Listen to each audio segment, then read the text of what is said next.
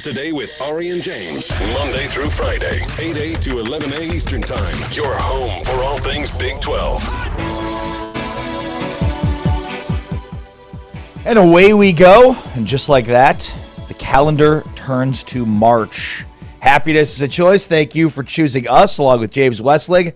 I am Ari Tepkin on a busy Monday. A lot to react to, including this weekend in Big 12 men's hoops. Congratulations to both the Texas Tech Red Raiders indoor track and field program, who won another national championship, and congratulations to the TCU women's basketball team, who go back-to-back in winning the Big 12 regular season. We'll talk about the Big 12 women's tournament, which starts this week in Kansas City. This is the final week of the men's regular season slate. Feels like Arizona has it wrapped up. Willie Fritz, the Houston Cougars football coach, joins us here coming up in about 15 minutes. But Modelo full-time fan rules, because we're out for the full-time fans. Full-time fan rule number 24. March emotions swing faster than a momentum run. Cheers to all the Modelo full-time fans. We made it. We are in March, James. We have arrived. March is here. And, man, the full slate of college basketball on Saturday, with not just the games in the Big 12, but in terms of the national picture, and so many teams and programs clinching regular season championships and conference tournaments at the mid-major level starting this week. It felt like March on Saturday, and I'm full go. All in on March Madness. Full go. All right. We have the women's bracket set. First round matchups on a Wednesday will feature 12th ranked Kansas State against the 13 seed Cincinnati, 9 seed BYU, and 16 seeded Houston, 10 seeded Arizona State, and 15 seeded Arizona. How about that? Arizona State in a first round Wednesday matchup in the Big 12 tournament. 11 seeded Kansas and 14 seeded UCF. That'll be the nightcap on Wednesday for the first round. The 5 seed is Texas Tech, so they're the odd man out, if you will. They get the winner of Kansas State Cincinnati. If you're watching this on Big 12 Studios, you could see the full bracket right now. Utah's the 8 seed, Iowa State's the 7 seed, Colorado's the 6. The top 4 are TCU at 1, West Virginia at 2. No surprises there, of course. Baylor 3, Oklahoma State 4. So we'll see how this thing shakes out for the Big 12 women's tournament in Kansas City. But let's get to the games this weekend. As we do each and every Monday, we put a minute on the clock and react to all of the Big 12 hoops from this weekend. So let's go. First one is Utah at Arizona State. Yeah, not the most iconic game this weekend in terms of implications for the Big 12, but Arizona State gets a nice 13-point win. Bobby Hurley, after the game, called out the fact that they had a bunch of players miss practice this week, and yet despite that, Arizona State still gets the win. Mo Odom, one of those guys who's been nursing some injuries, and he had a good game. So did Jop with 14 and 4 blocks for Arizona State.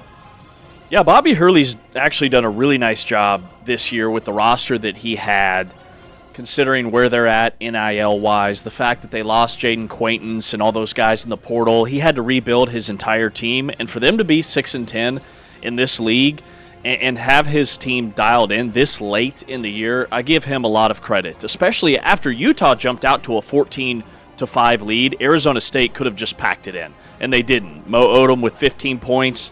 That was a team high. Santiago Truitt had 12 points and 10 rebounds. He's been a double-double machine here down the stretch in Big 12 play. So, low-key, Arizona State, I hope they play in some type of postseason, because I love what Bobby Hurley's done keeping the group together. TCU at Kansas State.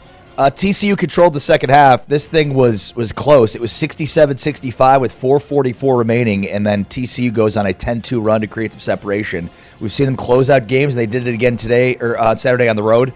The one big thing is K-State forced 18 turnovers for TCU, and TCU was out-rebounded to K-State 36-31, including 11 on the offensive glass. Yeah, really balanced attack by TCU, and it just felt like that wave was coming at some point, like the first matchup just a couple of weeks ago between these two teams.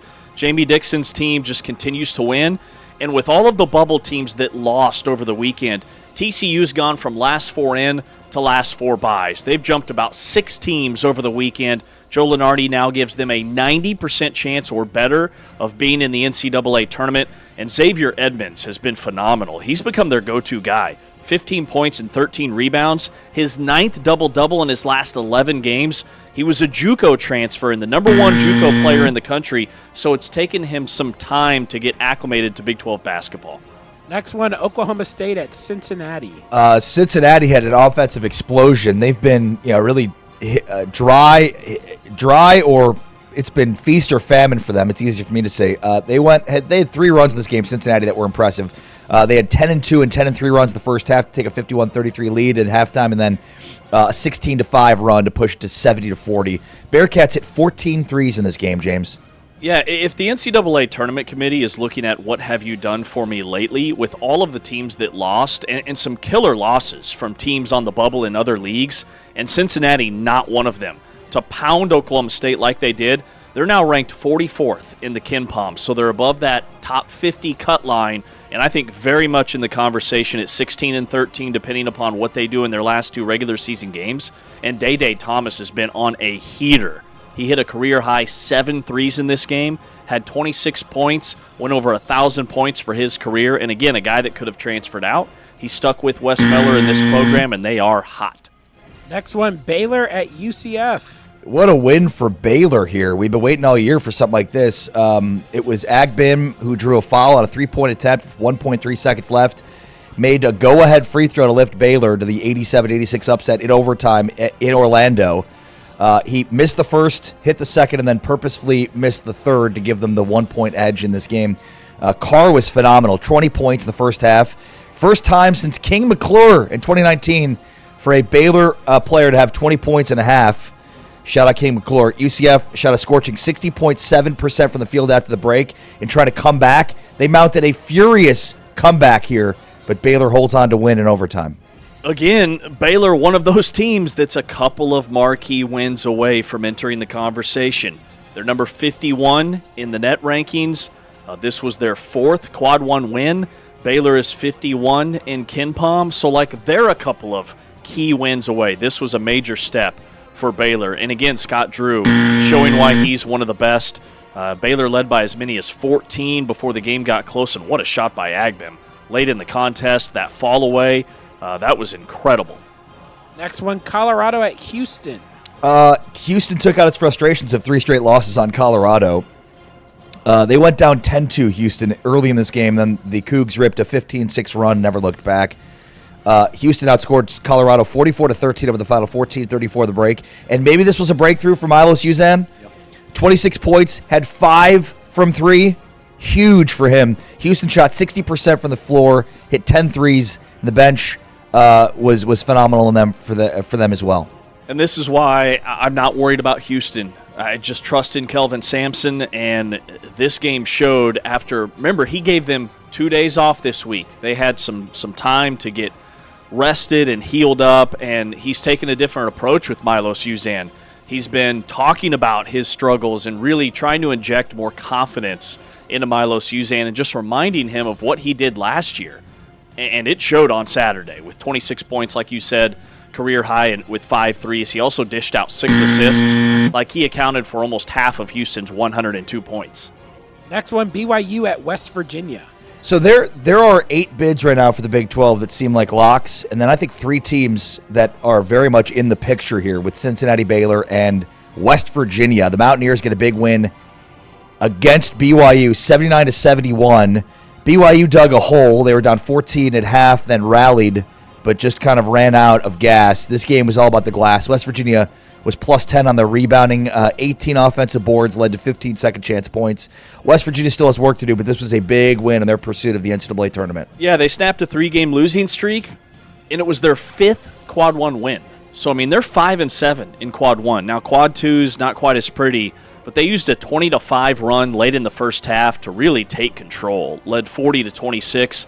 I thought West Virginia's physicality at home was the difference in this game. Yeah. They let DeBonsa, they let Rob Wright get theirs, but then Hunter Huff bouncing back with 19 points. Brennan Lorient was really good down low, 18 points and 9 rebounds. They're long, they're athletic, and it just goes to show that BYU, when they play these really physical, muscular-type teams down low, they struggle. All right, this next one was a fun one. Texas Tech at Iowa State.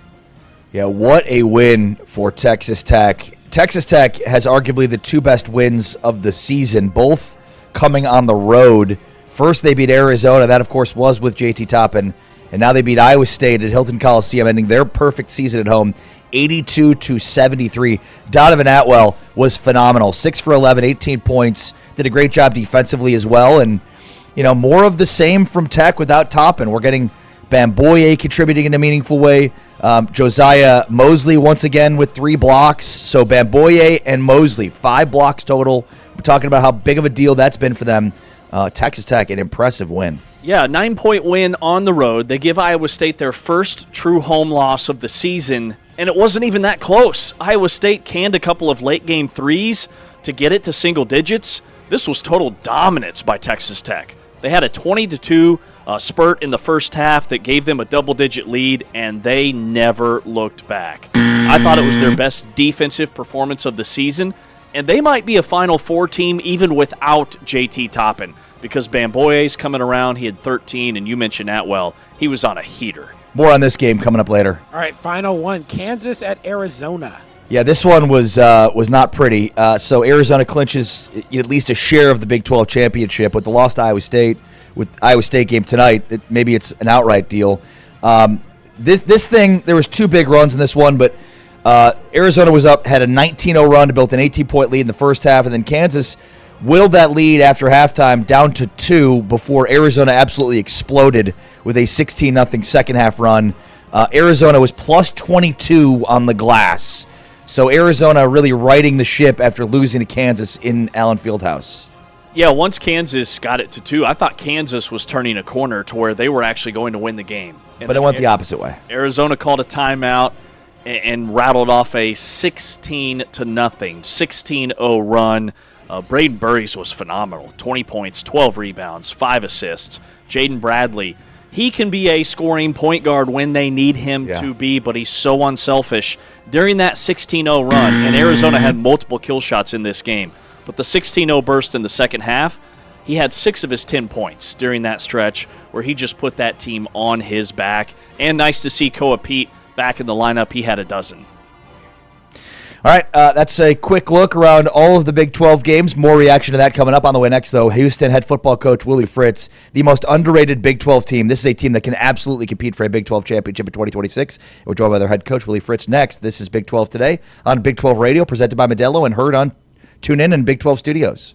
Here are the top plays from this week's Player of the Week.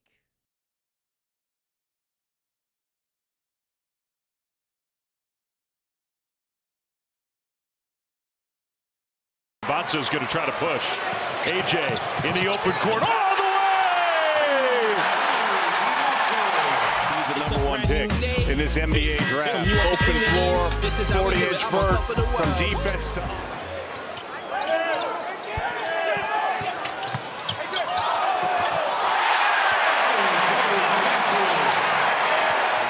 Guy Kevin Young was talking about today leading up to the game. We cannot give him looks from 3. DeBonsa, shot fake, and elevates right over top Buchanan. That's a pro move. It's an elite level footwork. He'll jab, he'll lift you with a shot fake, he'll stop, and he gets so high, and his release is so high on that jump shot. DeBonsa, one-on-one, crossover, elevates, knocks down the shot, and a foul! That's 6'9", getting to his spot, elevating up, getting fouled. Tough catch, couldn't catch it. Bodies flying everywhere. Davis again, way short, but DeBonsa was there. They're just not boxing out. DeBonsa pokes it away. Look out. Here we go! Comes over and helps, deflects that ball away. Knows he has time. I believe that could be a good pairing. DeBonsa drives. AJ! Oh, come on! Oh, my goodness. Another spectacular move.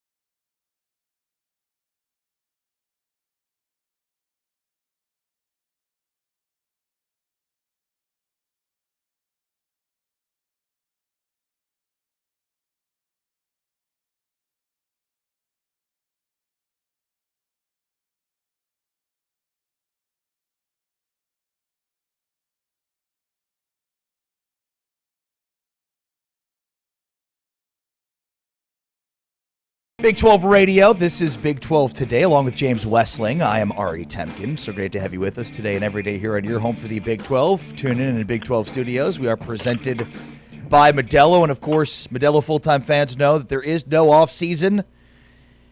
Modelo's off-season fan rule. Modelo's off-season optimism is mandatory. All right, let's talk with Willie Fritz, a team that we are extremely optimistic about heading into the 2026 football season and spring football. Houston football coach Willie Fritz joining us here on Big 12 Radio. Coach, great to talk to you this morning. How are you?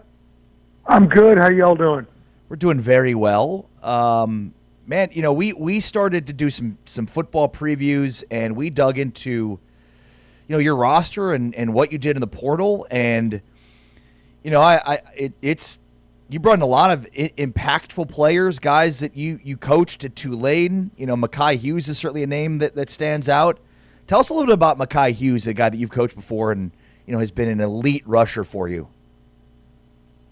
It's kind of interesting. When I was at Tulane, they had Hurricane Ida, and so the whole team,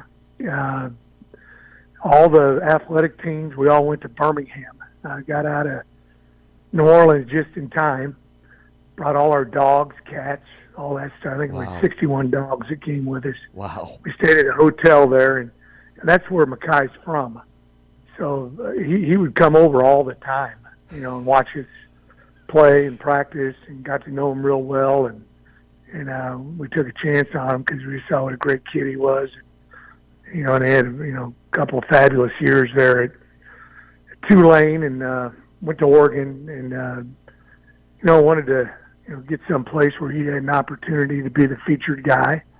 And you know, he gave us a holler after he got in the portal, and we were fortunate enough to take him. It's always good when you take somebody that you know a lot about, you know, and you know the person, the family, all those kind of things. And we're excited to see everything that Mekhi's going to do this year. Coach, you also added Michael Bishop to your staff, former K-State legend quarterback that you coached at Blinn. What is his role going to be, and just what does he bring to the Houston program? Well, you know, I've known Michael a long time, obviously. And, you know, actually, you know, a long time ago story, I was coaching it and teaching at Willis. I was coaching varsity football and teaching elementary PE. He happened to be one of my students way back then, and then I ended up recruiting him, and he came and played for me at Blinn. But, you know, he did a great job as a head coach at Legacy Sports Academy, and he's going to be working with our wide receivers, and he also knows everybody in the city of Houston, which is always important when you send a guy on the road recruiting. So very excited to have Michael. I got a bunch of guys in my staff that I've either coached someplace else, or they played for me someplace else, coached for me someplace else. Got a bunch of those guys on staff. Michael's one of them.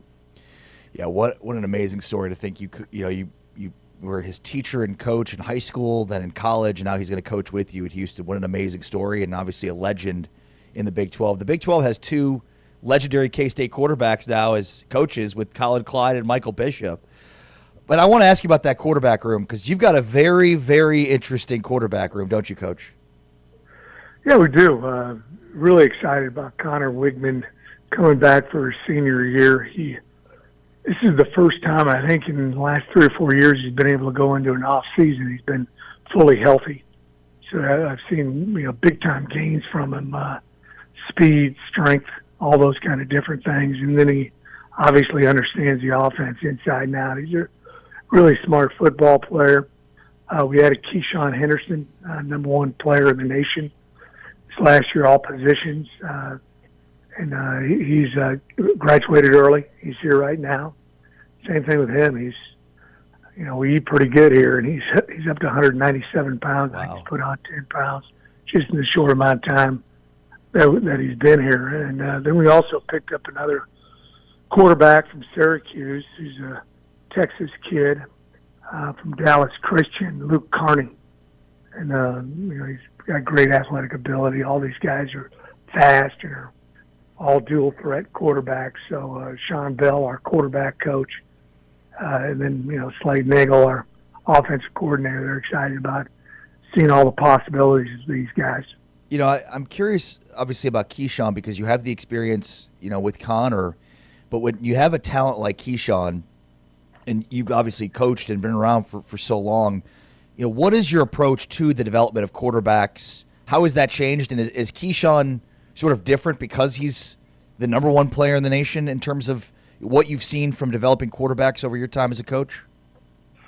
Well, I think it's a perfect situation for him. You know, or sometimes you see these guys get thrown in the fire, and you know, he's going to have an opportunity to develop and be the great quarterback that we think he's going to be. So he's just learning every day. You know, college game is, you know, football's become very complicated. There's a lot of stuff to it, particularly with the quarterback. You know, not only do they got to know what they're doing, they got to know what the receivers are doing, the backs are doing. They got to be able to understand protections at the offensive line, and so you know, luckily he's a really smart young man and is getting a handle on all this stuff. So I think he's in a perfect situation, you know, with how we're going to develop him. Talking with Houston coach Willie Fritz here on Big 12 Today on Big 12 Radio. Coach, looking at, you know, you mentioned the offensive line there.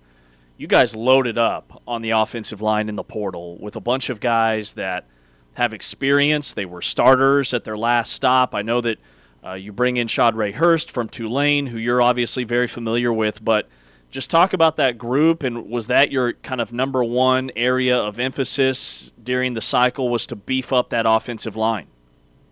Yeah, it certainly was. We played much better in the offensive line last year than year one, and I think that contributed to, you know, our win total. Shadre's, you know, he's a great player. I know a lot about him, obviously. Great strength. He's probably the strongest kid on our team. He's, you know, close to 500-pound bench presser and over 600-pound squatter. But better than that, he can move. He's really quick and great feet and tough, tenacious competitor. And then Anthony Boswell is a center that started and came to us from Toledo. Got great feet. Really accurate snapper. Just very excited about Anthony and the last new guy that we brought in, that's upperclassman is Drew Terrell. Drew came to us from Miami of Ohio, playing right tackle. Big guy, 6'4", 6'5", 295, 300 pounds, great feet. That's one of the areas that, you get all these skill guys, it's great to have all of them, but better have a real good offensive line so those guys can show you exactly what they can do. And we're very excited about adding those three guys. It's incredible what you're able to do. I'm curious from a coaching perspective, a leadership perspective, with you lose your defensive coordinator going into last year, your defense does not take a step back. You certainly lose some of your top-end defensive personnel, along with your DC, don't take a step back at all. As a coach that's had to replace assistants and players certainly too, what is your approach, your mentality there? And I'm assuming from a leadership perspective, you're just constantly figuring out, okay, if I lose this guy, I think I like this guy to step into that role. I mean, are you constantly kind of looking at the potential of the shuffle? Well, you're hoping you can elevate somebody from within staff, and sometimes you're able to. Sometimes you need to find a guy from outside, and luckily I've been in this game for a couple of years, and I know a lot of people. And the main thing you want to do is make sure you find someone who's going to fit in with how you do things. Are going to treat the young men the right way, and not only a great coach but a great person. And we found that with the guys that we've replaced guys who moved on from our program. So Austin Armstrong, for example, I had never worked with Austin before, knew him a little bit, but he worked for a good friend of mine, a guy named Will Hall, who's now the head coach at Tulane. He said great things about Austin. So I got that stamp of approval, and you started watching, what he was doing on defense and how capable he was. And, so he was an easy hire after I'd gotten done talking to Will and a few other people that said great things about him. So, yeah, you're always looking at that. I don't sit there. I think it's a disservice to coaches. So I'm thinking, hey, if this guy leaves, I'm going to bring in this guy. Sure. I really don't attack it until something actually happens. Coach, when you look at, you guys went undefeated on the road last year, number one, and then putting together a double-digit win season just your second year there in Houston. To take that next step, I mean, the next step would essentially be in the Big 12 championship game. So I know we're so early in the process, but what are like one or two things that, hey, if we can clean up these areas, we can be right there in the mix? Oh, we got to play better in the kicking game. We didn't play as well as we needed to in the kicking game last season. We got to do a better job of playing with our top line guys and doing a fantastic job with our coverage units, return units. That's one area we can improve in. And then, take another vault. I thought our offense did a sensational job of. We're one of the bottom schools in the nation. Our first year here, and then we got, I think, to 50th, 60th, someplace in there ranked. We need to take another vault in that area and continue to keep playing great defense. So luckily we retained our coordinators and the majority of our coaches, and I think that'll help us in this next year, progress and get a little bit better. This conference is very competitive. I've been in some leagues where you might have had 3 or 4 gimmies, and you're able to go out there and maybe play your C game and still be able to win. That's not the case in the Big 12. You gotta hook it up every single week. So you guys start spring ball a week from today, is that right? March 9th? Correct. And then, I'm just curious for your approach on spring. How physical do you think spring should be? What's your sort of, philosophy on spring football? Well, we're going to have 3 practices, and then we have spring break. Those kind of, break it up just a little bit, and then we'll do our 12 final practices. And, the NCAA, one of the things they've done is, I think it's great, is they're allowing you to do a little bit more in the off season with, having a football out there a couple hours a week. You can't do anything competitive, but you're able to see the guys doing a few things that, 5 years ago you wouldn't have been able to look at and see. So, there's a lot of things that you're doing, but like I tell our coaches, our number one goal coming out of spring football is have everybody healthy, be able to, lift and train during the summer like we want them to lift and train, and be ready for August camp. We'll report on August the 4th. So it's very, very important to keep these guys healthy, and that's a big thing that we're wanting to do here at University of Houston. We want them to get to that first ball game when we're playing Oregon State. Coach, I know you're so locked into your program, but there's a lot of kind of polarizing topics right now surrounding college football as a whole. And I'd say at the top of the list right now is the calendar.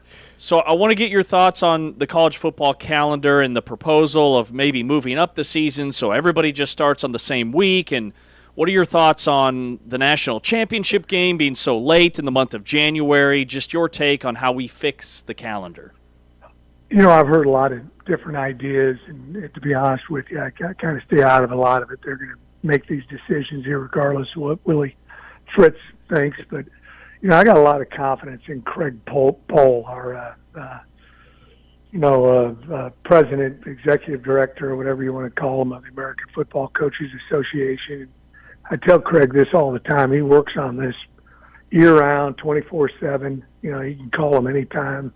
He picks up the phone, and I hope we, look towards him for guidance on what we're going to do with the calendar. I do think we need to shuffle some things around. I know TV drives a lot of this, but we need to make sure that we've got a good calendar, and we know when we're coming in, and what we're doing now, might have worked, 10, 15, 20 years ago, but everything's a little bit different now. So, I think we, something that people ought to look at is, holler at Craig and see exactly what his plans are, because I know he has been looking at this inside and out. Coach Willie Fritz of the Houston Cougars joining us as a sort of a spring preview. What a great offseason it's been. We're really high on your team. Can't wait to see what they look like. Enjoy the spring, and we'll talk to you again soon, Coach. Thank you so much. Hey, thanks for having me on. Go Cougs. Appreciate you, Willie. Fritz, joining us here on Big 12 Radio, along with James Wessling. I'm Ari Temkin. And, yeah, I mean, when I think back on our series talking about the top 5 newcomers at each position, you know, you could certainly look at it as a negative that Houston needed to add a bunch of players, especially in the offensive line, but they showed up on a lot of these lists. A lot of experience, particularly along that offensive line. You know, you mentioned Shadre Hurst, who's a guy that he's familiar with at Tulane. They bring in a tackle from Miami of Ohio who's been a multiple-year starter. You know, Mekhi Hughes is the first freshman ever run for 1,000 yards in Tulane's history. He did it in back-to-back years before transferring to Oregon, where he was sort of lost in the shuffle. But you expect him, along with, a pretty good and robust running back room anyways. It's not like he's going to be counted on to be the everyday, every down back. They've got a bunch of guys back. They added to that. So Amari Thomas came out of nowhere last year from UAB to be a huge piece to Houston. Yeah, Houston will very much be competing with BYU and Texas Tech for a Big 12 championship this year. No, I totally agree. They are the team that after those top 2, I look at Houston, I look at Arizona as being those teams that on paper I don't see a lot of holes. And I know that they kind of had these splash-type breakthrough seasons last year. And when you think about how that fared for teams last year that did it the year before, it didn't go as well. Baylor and Arizona State were those 2 teams 2 years ago that kind of took a little bit of a step back. But right now with Arizona and Houston, I see both of those teams being better than they were last year, especially Houston. I love what they've done in the portal to bring in 3 plug-and-play starters on the offensive line that were all-league guys at their previous stops, that were All-American type guys in the case of Shadre Hurst, who looked like he could go toe-to-toe with guys that are going to be in the NFL when he stacked up against Ole Miss in the college football playoff at Tulane last year. And then with Wegman and Henderson pushing him, the running back room is loaded. Defensively, you just know they're always going to be rock solid under Willie Fritz. And I thought it was interesting when we asked him, what are one or two things to have another breakthrough. I thought he'd go offensive line or more turnovers. He goes right to the kicking game, which tells you just how detail-oriented Willie Fritz is and why he's one of the most underrated and best coaches in this sport. Well said. All right, our spring preview series will start tomorrow. Mañana. So we will start our spring preview series tomorrow, taking a deep dive into each of these Big 12 teams over the next 2 weeks, 2+ weeks. To give you the latest, we'll talk with each coach, including Willie Fritz, Kalani Sitake, Joey McGuire, all of the coaches across the Big 12 as we talk spring football here in our continuing off-season coverage, because the off-season never sleeps. Remember, there's no off in off-season. It's just research. It's just research, and it is mandatory. And spoiler alert, we've already talked with a couple of these coaches in pre-recorded sessions, and I made the mistake of telling my dad that we spoke with K-State coach Colin Klein. And I get a text every day, when is the Colin Klein interview going to air? Just tells you how pumped up these fans are. Well, it shows you how committed you are to the show. You didn't even pre-send him the interview. I might have. No. Yeah, no. No. You'll wait like everybody else. You're going to wait, and you're going to watch. You're going to watch. You've got to watch the whole 3 hours. I'm not going to tell you when the interview is going to be. You got to find it. Just got to watch every day, all 3 hours. Yes. Find those nuggets. Dedicated fans, our favorite. You're right. All right, Big 12 today, Big 12 Radio. Let's take a deeper dive into what we saw this weekend in Big 12 hoops, plus talk a little bracketology. It's all on the way next. This is Big 12 Today on Big 12 Radio. We are presented by Modelo, heard on TuneIn, watched on Big 12 Studios. Here are the top plays from this week's Player of the Week.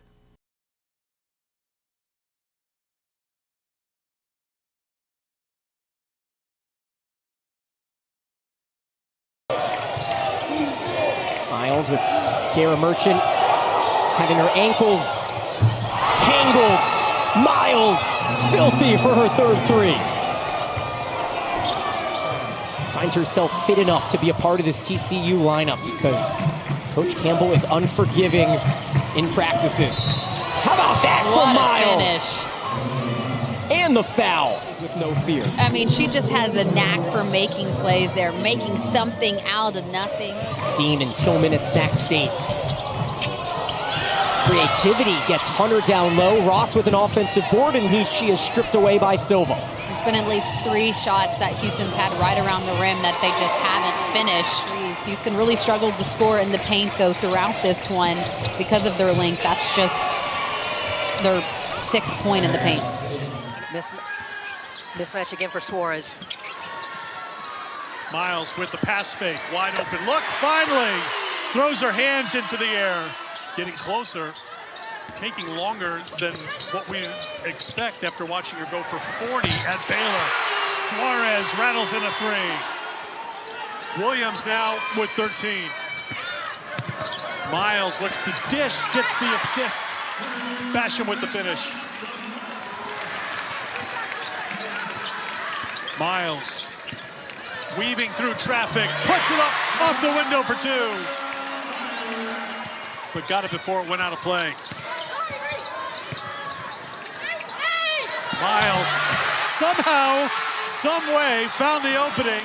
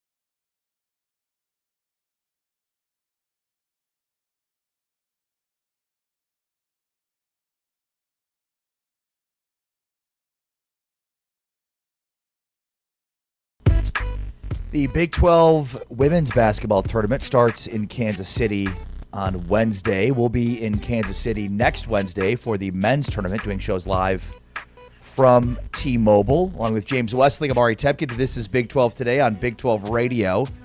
We are going to be concluding our From Saturdays to Sundays series, talking about the NFL Draft Combine later on in the show today. Also, Jordan Reed from ESPN, draft expert, joins us in the final hour of the show as we conclude our From Saturdays to Sundays Big 12 prospects and what actually matters series, taking a look at everything we saw over the weekend. Dude, how crazy was the Combine? Insane.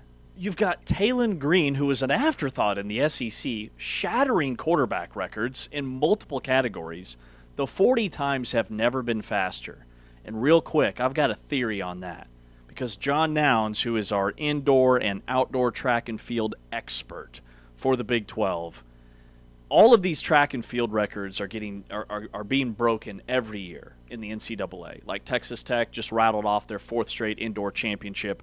Bunch of athletes set new records. I'm talking about all-time records. And he said it's part of the athlete development, but a big thing behind it is the footwear. That these companies and the footwear has gotten so advanced that these shoes and these cleats are almost springboards now. And I wonder if that translates to some of these 40 times at the NFL Combine.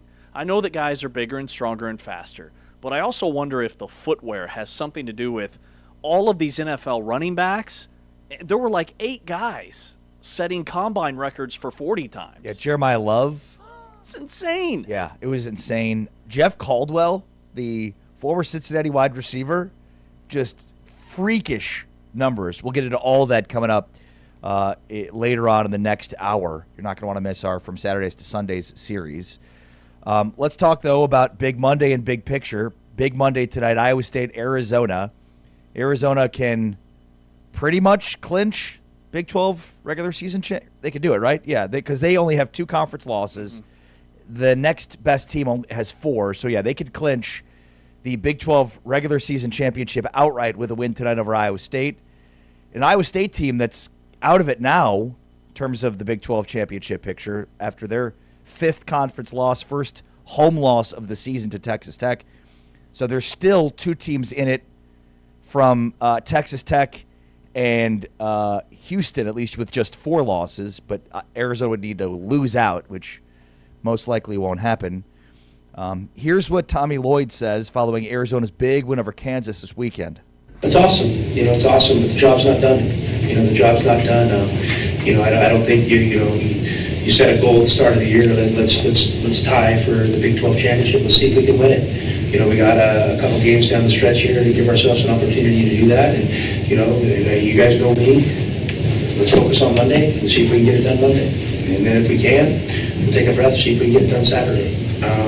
But yeah, the Big 12's a monster. We all know that, and we know we have to earn our keep, and we know that we're going to be given nothing. And I don't say that in a bad way. We want to earn everything we get. So if you can earn a conference championship, that's a good first step. Big picture from this weekend, James. I thought, number one, remember a few weeks ago, JT Toppin is lost for the season with an injury. The media had the mock committee, and it was right before the first top 16 reveal of the season. And the media left Texas Tech preemptively left them out of the top 16 and basically said, without Toppin, this team is not nearly as good. Jeff Goodman from Field of 68 said that they're a 10 seed without JT Toppin. And then Grant McCaslin went on the Field of 68 following their win over Iowa State and held up 10 fingers just to troll Jeff Goodman. I would say big picture from this weekend, Texas Tech has the 2 most impressive wins of the season, and they get one with JT Toppin and then this one on Saturday without JT Toppin. And look, we can look at what teams do at home and react, based on what they do at home. But I think it stands out way more so in terms of your tournament readiness and abilities by what you do on the road. Absolutely. And to go into Hilton Coliseum and hand Iowa State their first home loss of the year and dominate the way that Texas Tech did. They were up 16 points at halftime, and it was a balanced attack. I think that Texas Tech's floor was higher and their ceiling higher with and without Toppin than maybe it was a couple of weeks ago. Texas Tech could have won a national championship with JT Toppin. Without JT Toppin, they can still be an Elite Eight, Final Four type team in the NCAA tournament. They are a matchup nightmare. And everybody else is getting better outside of, we know what Christian Anderson is, right? He was a walking bucket from day one in the non-conference. But now Donovan Atwell is getting more comfortable on both ends of the floor. Jalen Petty was fantastic on Saturday. A true freshman, a high 3-star recruit, low 4-star, who had 12 points in 33 minutes. He had 9 rebounds. He had 3 assists. He only had 1 turnover in the game. And he was right there with Tamin Lipsey and Torrey. I thought he was the best freshman guard on the floor. And then Bamboye is giving Texas Tech 19, 20, 25 minutes every night. His 13 points, 2 blocks. He really protected the rim for them. And they did this with Lawan Watts not needing to score. He only had 5 points. He only took 4 shots. Just, I think, the balance of Texas Tech. I think Josiah Mosley is a better player than we had anticipated. Yes. Remember, he was scoring 2 or 3 points a game at Villanova last year and coming off the bench. He had 10 points and 9 rebounds. Like, this team 3 blocks. Dude is a blocking machine. Yeah. This team continues to show that they are built for March. And they are still a very high-quality, high-caliber team. Probably a 3 seed, I would say, right now in the NCAA tournament. But with 2 games to go, the seeding implications on the line this week in the Big 12 are massive. Because if Kansas and Iowa State both win out, Kansas will have the 4. No, I'm sorry. If Kansas has the 4 right now, but if Kansas and Iowa State both win out, Iowa State will be the 4, and they'll knock Kansas to a 5 because they would have the better record over the top team in the league, which is Arizona. So there's still a ton at stake. If Iowa State beats Arizona, they're the 4. If Arizona wins that game, that puts Kansas in that 4 spot, and those top 4 seeds are paramount to get that double bye. Yeah, it's a great point. Kansas, though, at this point, with their 2 games left, Arizona State, now it's a road game this week, tomorrow, and then Kansas State. They've got the easier path here to getting that 4 seed. They ain't losing. Yeah. And I can't imagine Iowa State goes on the road and beats Arizona, but hey, crazier things have happened. All right, big picture, Big 12 from this weekend. In terms of bracketology, and I know we'll dig into this further a little bit more. No, actually, first, let's hear from Grant McCaslin before we get to bracketology. Let's hear what Grant McCaslin said about how teams are handling them without JT Toppin. Well, let's be honest, it's twofold. I mean, I feel like if we had Josiah Mosley and Luke Bamboye early in the season and Lawan Watts twisted his ankle after we scrimmaged Oklahoma and he didn't play for 4 weeks plus the first game, I felt like if we had those guys, you're seeing kind of what this team's depth could have been. I mean, Josiah Mosley didn't start practicing until January the 28th, I think was the date. That was his first practice from June.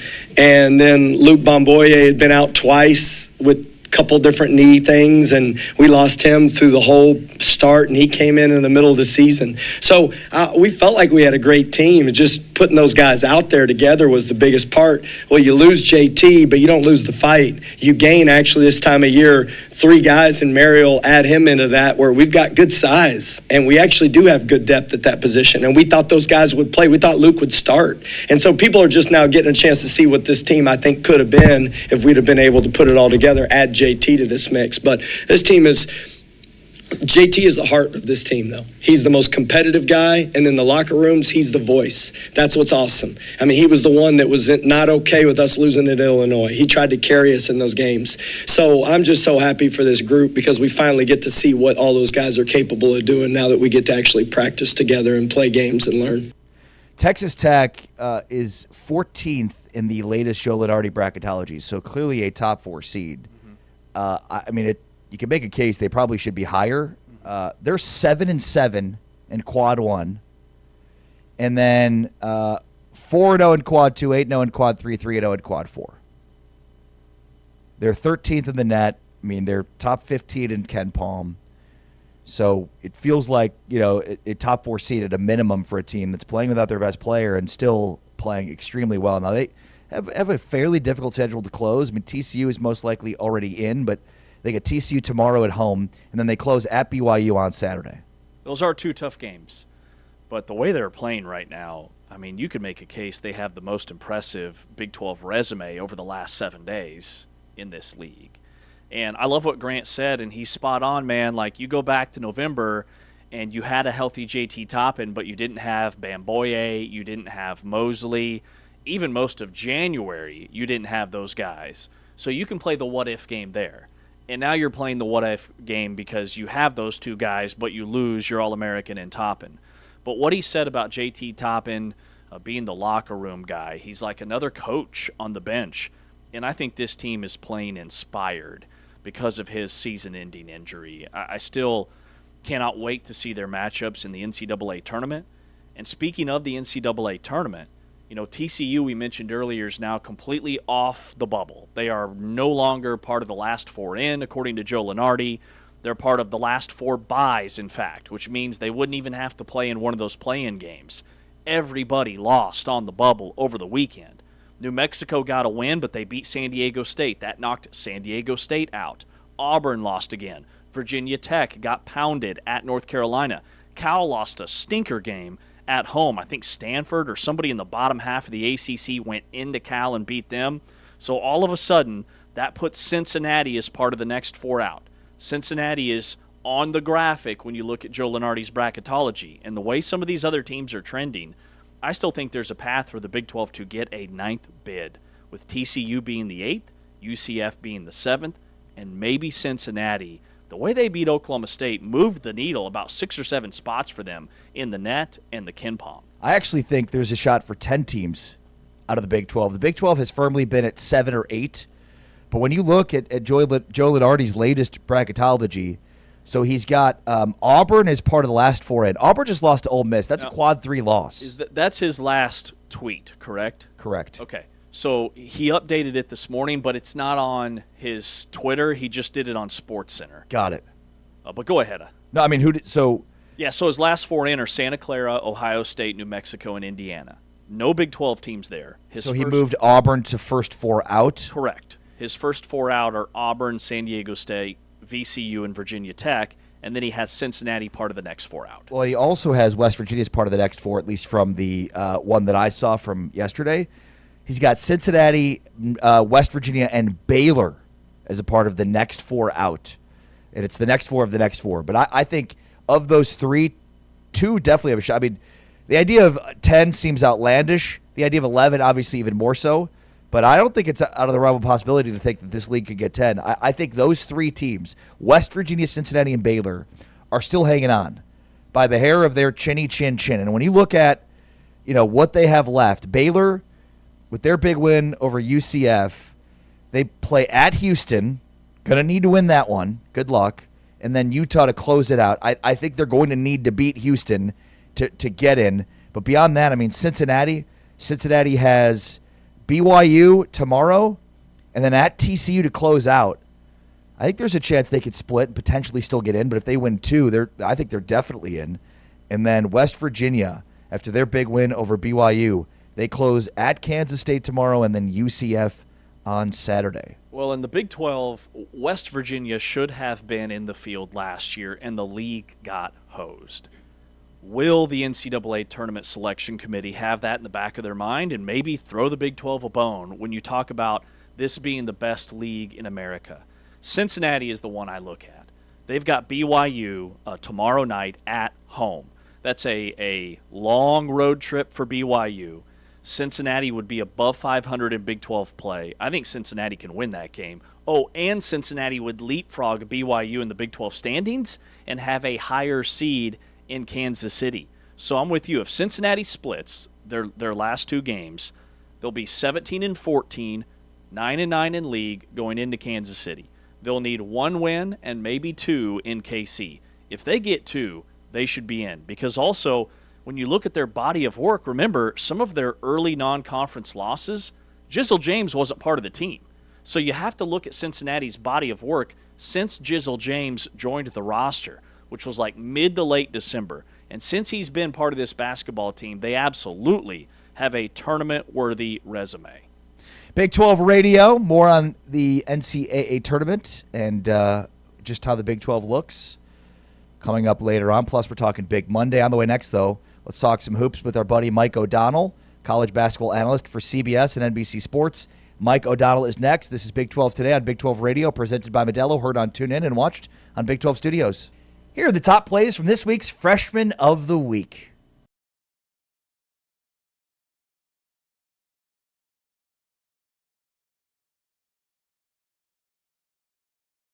And upon replay, not a ton there, but Bird will take it. As Cincinnati tacks on one more. Olivia Hamlin for three right off the bench. And then a couple transfers in the mix. A lot of newcomers, and they have just continued to stay positive and still fighting them, move on, and we're seeing it. Olivia Hamlin now has 5 points. An air ball from Cincinnati. BYU running with numbers 3-on-1. Hamlin scores it on the assist from Cannon. So Olivia Hamlin with 7 of BYU's 19 points. Those easy looks out in transition. Another steal. Hamlin ahead of everyone. Perry giving chase.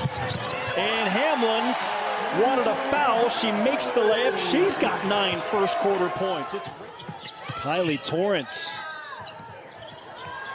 Hamlin will try a left corner three and gets a shooter's bounce. Hamlin with 13 on the shot clock. Around the screen from Rokel. Nothing there. Matched up with Thomas. Drives around Thomas. Gets to the hoop and scores. Big bucket for Olivia Hamlin. Loose ball. Gibbs got it. It's a 5-on-3. That means open from the corner is Hamlin, and we're tied at 10. She had 16 in that win over Utah last month. Hamlin gets inside of White and brings it back up to 18. I think winning for them, would they know how that would have ended, but not being able to start out with one tonight is just not the start that they had hoped for. Hamlin out of the corner for three.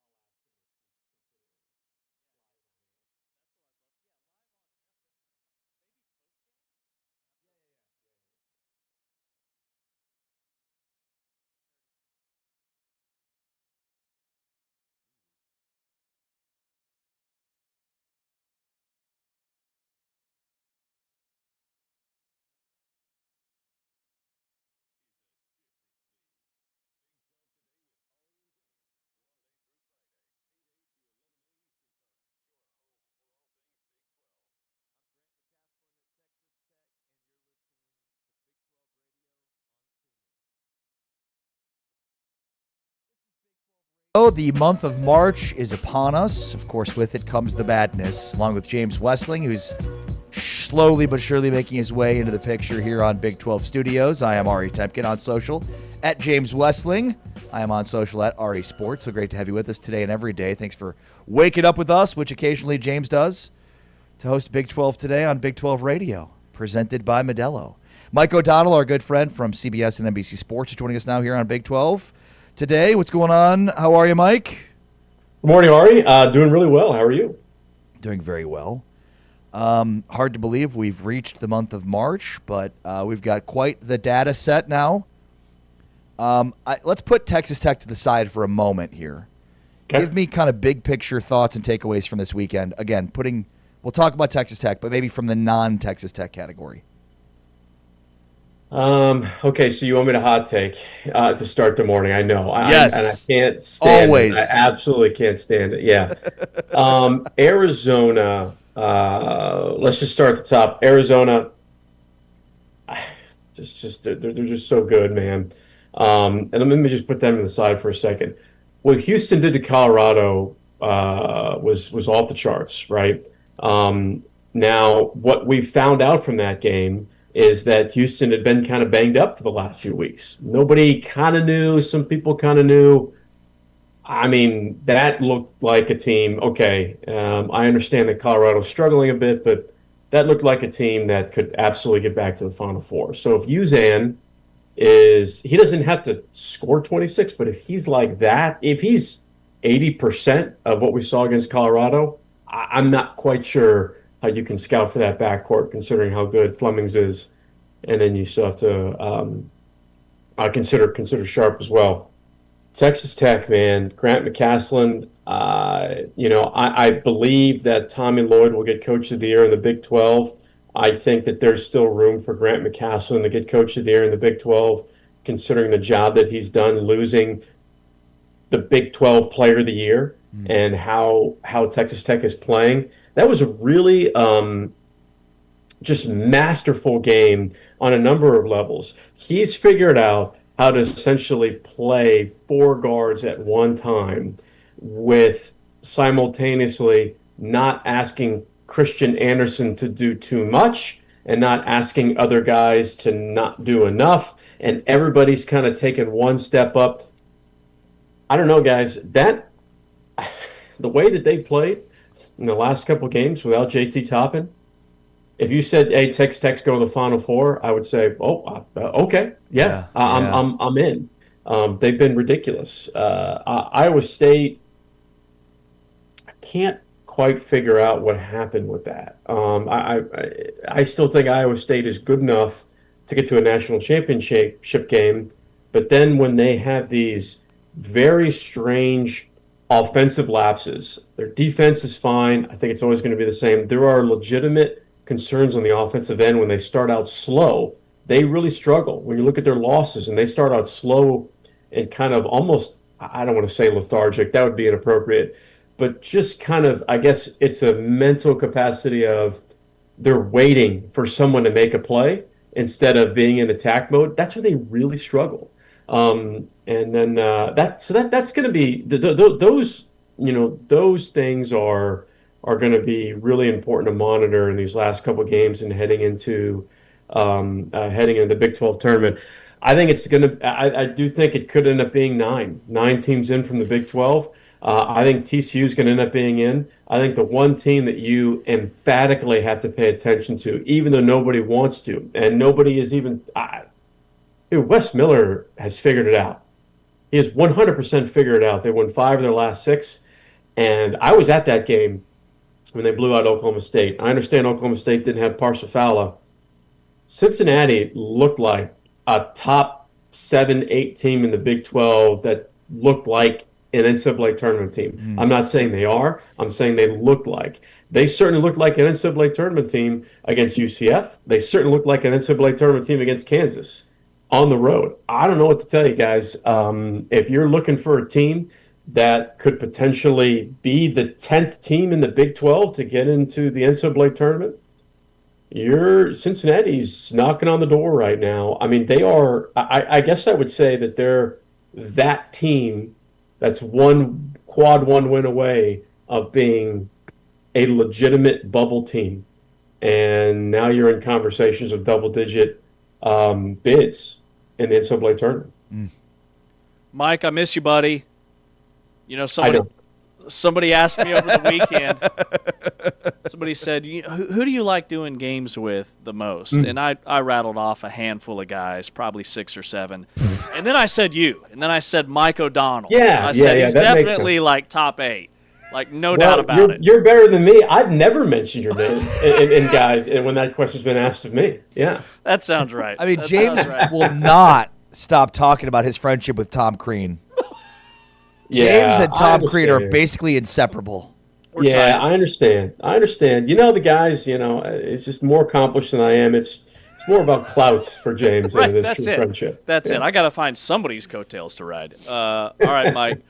Hey, I'm really glad you brought up Cincinnati, because that's the team that I keep leaning into, because Jizzle James didn't join this team until mid-December, and it'll be interesting to me how the NCAA selection committee looks at their team and their resume collectively, because I'm with you. The last 2 months, they're a tournament team, no doubt.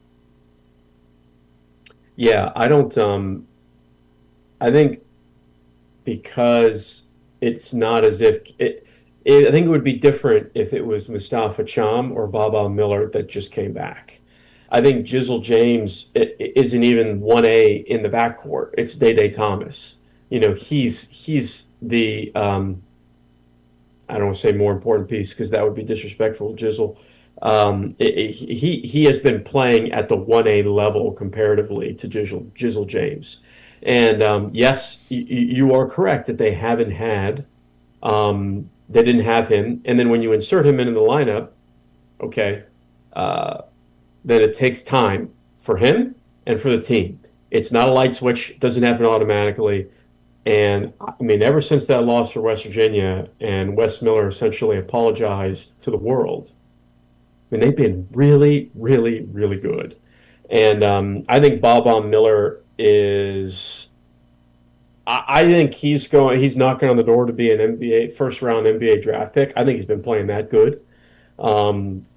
Mustafa Cham has been just absolutely tremendous.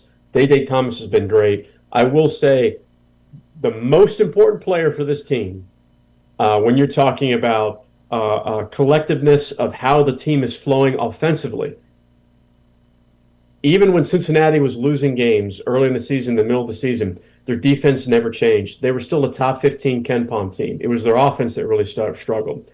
Jalen Celestine has been the X factor for Cincinnati. What he does from a spacing standpoint and from a shooting standpoint has completely changed the way that the guards are able to operate and how the bigs are able to operate. You'll see, you watch a game, every time Baba Miller's on the right side of the floor, who's on the deep left side of the floor, left corner, it's Jalen Celestine. And that's on purpose. And I think it's really benefited Baba Miller's ability to play make, not just from a scoring standpoint, from a passing standpoint as well. Guys, I'm just telling you, I saw it in person. I've seen it in person when they were struggling. I saw them when they lost at Arizona State, and the backcourt didn't show up at all. It's a completely different team. Where I do, and just going back to that same thing, James, and I think this is an important segue. If you say you need to look at Jizzle James entering in the middle of the season from a selection committee standpoint, well, how is the selection committee going to view BYU and the loss of Richie Saunders, an All-American wing? And BYU has clearly struggled. There are what appears to be major defensive and effort issues at BYU that I know that Coach Young's going to have to address. What's your latest take, or what are your latest thoughts on the Kansas situation here? I knew you were going to ask that. I knew you were going to ask it. But I didn't ask specifically about Darren Peterson. But that is the situation. There is no other because I think Flory Badunga is playing great. I think Melvin Council Jr. deserves to be in conversation for a first-team member all-league. I think he's been that good. I think he's that important. We've talked about that before. If you're asking me right now, without taking anything away from Darren Peterson, I think Kansas might be a more cohesive unit with him off the floor, with Darren Peterson off the floor. They're not as talented. Their potential, their ceiling potential is not as high with Darren Peterson not on the floor or not playing. But Kansas is a more cohesive unit when he's not playing. Yes. I think they have a better understanding of how to play with each other when he's not playing. I say all that to say this. I still believe that Bill Self is a lot smarter than everybody else and can find a way and figure out how to get everybody else to play with Darren Peterson. Because if they can, it's a Final Four team. Their ceiling is much, much, much higher with Darren Peterson, one of the best guard scorers we've seen in college basketball in 2 decades, on the floor. The potential is higher. But today, as of now, if you're asking me which team I'm trying to I know who Kansas is when he's not on the floor. I know exactly who they are. I know how they're going to play. I know what their offense is going to look like. I know what their defense is going to look like. And I feel like I can understand who this team is. There are questions when he is playing with this unit on, just chemistry and continuity. I still believe that Bill Self can figure it out, and I still believe that Kansas has a higher ceiling with him on the floor. Well said. By the way, that's a great take, and I completely agree. It's well said. It's a little politically correct. It's a little bit, there's a little bit of reality in there, but that's legitimately how I feel, fellas. Really. Well, and I think the best point you made there, and it's totally right, is we know what they are. We know who they are without him. We have no idea what they are with him. Yeah, I don't know. I think one of the biggest keys is it's hard, right? You have guys on the wing and you have guys off the bench that their role changes depending whether he's on the court or he's not on the court. And there's a reason why those guys are role players. Yeah. And it's not, a role player at Kansas is still an incredible college basketball player. But I think Melvin Council Jr. is the only guy in the court that is able to turn it on and turn it off quickly when Darren Peterson is on the floor versus off the floor. I think everybody else still feels as if all those other pieces that are all really good are still there's almost a lag, right? It's almost like your computer is buffering, and that's a very normal thing when you have a guy like Darren Peterson. How, when, if do I get him the ball? Are those questions constantly filtered out through your mind versus completely accepting your role? And I don't think a lot of the guys have figured out how to filter that quickly. I think it's probably pretty well solidified that Tommy Lloyd will be the Big 12 Coach of the Year as we head into the final week of the regular season. But in terms of some of the other guys, how would you rank, Mike, the top 3 coaching jobs and efforts with everything that everybody's been through in this league this year? Yeah, I'm going to push back very lightly with that take with a question. Do you, and I forgot, and I'm sorry that I forgot. When does the Coach of the Year get announced? Is it in the middle of the Big 12 tournament? That's a great question.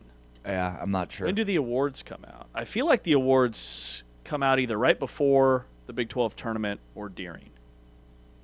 Okay. So let's say Big 12 tournament removed. All that set aside. Big 12 tournament removed. Well, I will say this. If Iowa State beats TCU and BYU and they win out after losing to Arizona State and JT Toppin, I would personally give the Coach of the Year to Grant McCasland, because that's ridiculous when you lose an All-American and the arguably the Big 12 Player of the Year and JT Toppin, who was having a better statistical season this season than he was last season when he won the Big 12. So, I mean, I would personally give it to McCaslin because body of work and then having to adjust for that is such a gargantuan feat. Now, that's where I would lightly push back. If there's an asterisk, and if Texas Tech makes it all the way to the Big 12 title game, I mean, you guys, that's ridiculous. So it's Tommy Lloyd, and then I would say, you're looking at, oh man, how do we do this? You're asking me to give the next best 3 coaching jobs. Okay, I would say Tommy Lloyd, Grant McCaslin. So Grant McCaslin, T.J. Otzelberger, and then I have to think you got to give it to Johnny Dawkins. He has to be in that conversation. Yeah. I get it that you could throw bias at me. I mean, guys, nobody expected them to win 4 games, 5 games, 6 games in the Big 12, and they're going to they might be a 7 seed in NCAA tournaments. Right. And with nothing, goose egg, no, didn't bring anything back. I think Johnny Dawkins deserves an enormous amount of credit, and they're going to finish the reality of. He could finish in the top 6. UCF could finish in the top 6 of the Big 12. That's unbelievable, man. So he has to be in that next 3 category. Maybe even, I may have just talked myself into maybe even 2.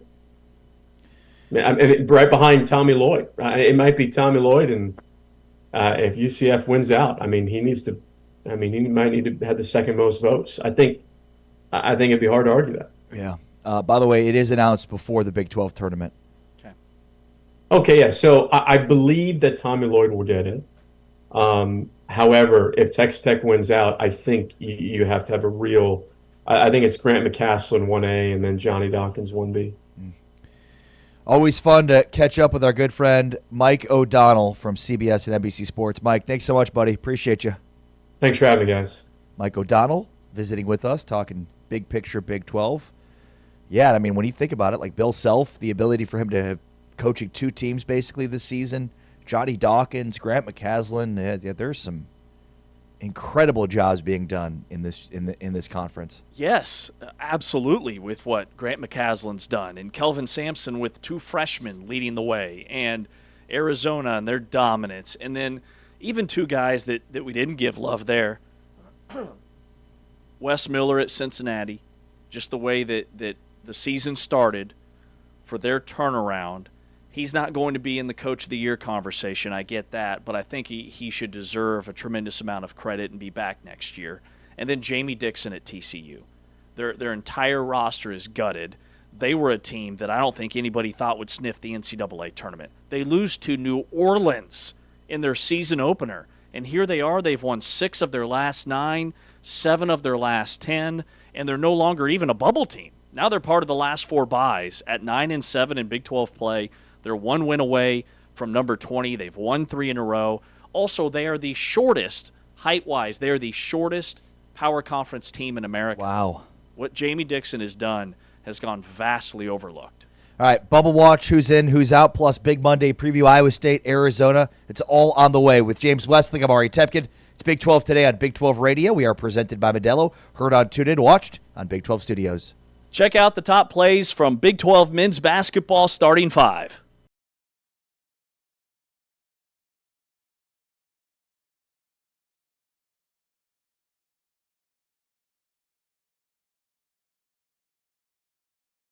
Check out the top plays from Big 12 men's basketball starting 5.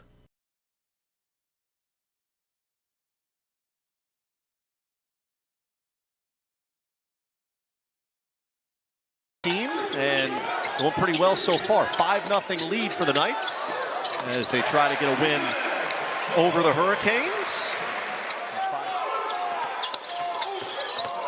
Folks gets to his spot. He has been so good late in games. Cole does a good job catching that bounce pass from Burks. Again, late clock. Folks has the answer. John Boland still well inside. So while he is a capable scorer, as he's going to go create an easy bucket for himself right here, we dunk it. Oh, kind of got us excited there. Burks with 5 on the shot clock finds Fulks. He'll have to do it himself, and he does. I really thought I had all their non-conference home games, Tony. I thought he would wear down by this time of year. He only weighs 175 pounds, and he looks like this is his first game, how hard he's going.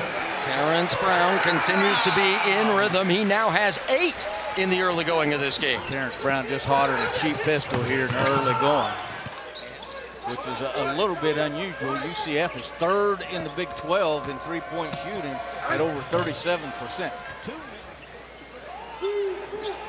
Bull was it back for Fulks, and on the reverse, Fulks now with 8 points. And once again, Terrence Brown just scores in so many different ways. So does Fulks. The turnaround is good. Holds himself so accountable. Teammates do the same. There's on the fast break, Terrence Brown comes up empty. On the other end, there goes Fulks.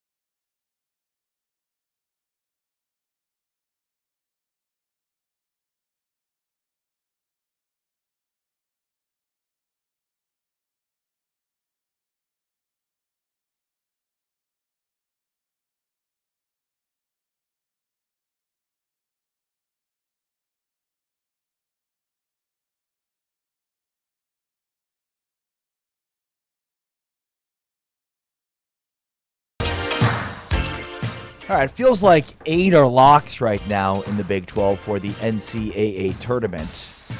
How locked are they, and then who else could be in? Let's play a little bracketology. Along with James Westling, I'm Ari Tepkin. It's Big 12 Today on Big 12 Radio.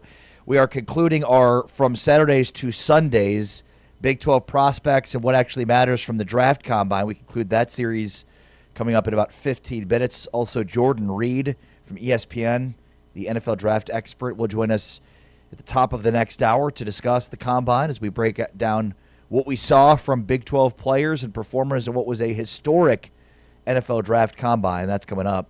But let's do some Bubble Watch plus Big Monday preview. According to the latest Joey bracketology, 8 Big 12 bids.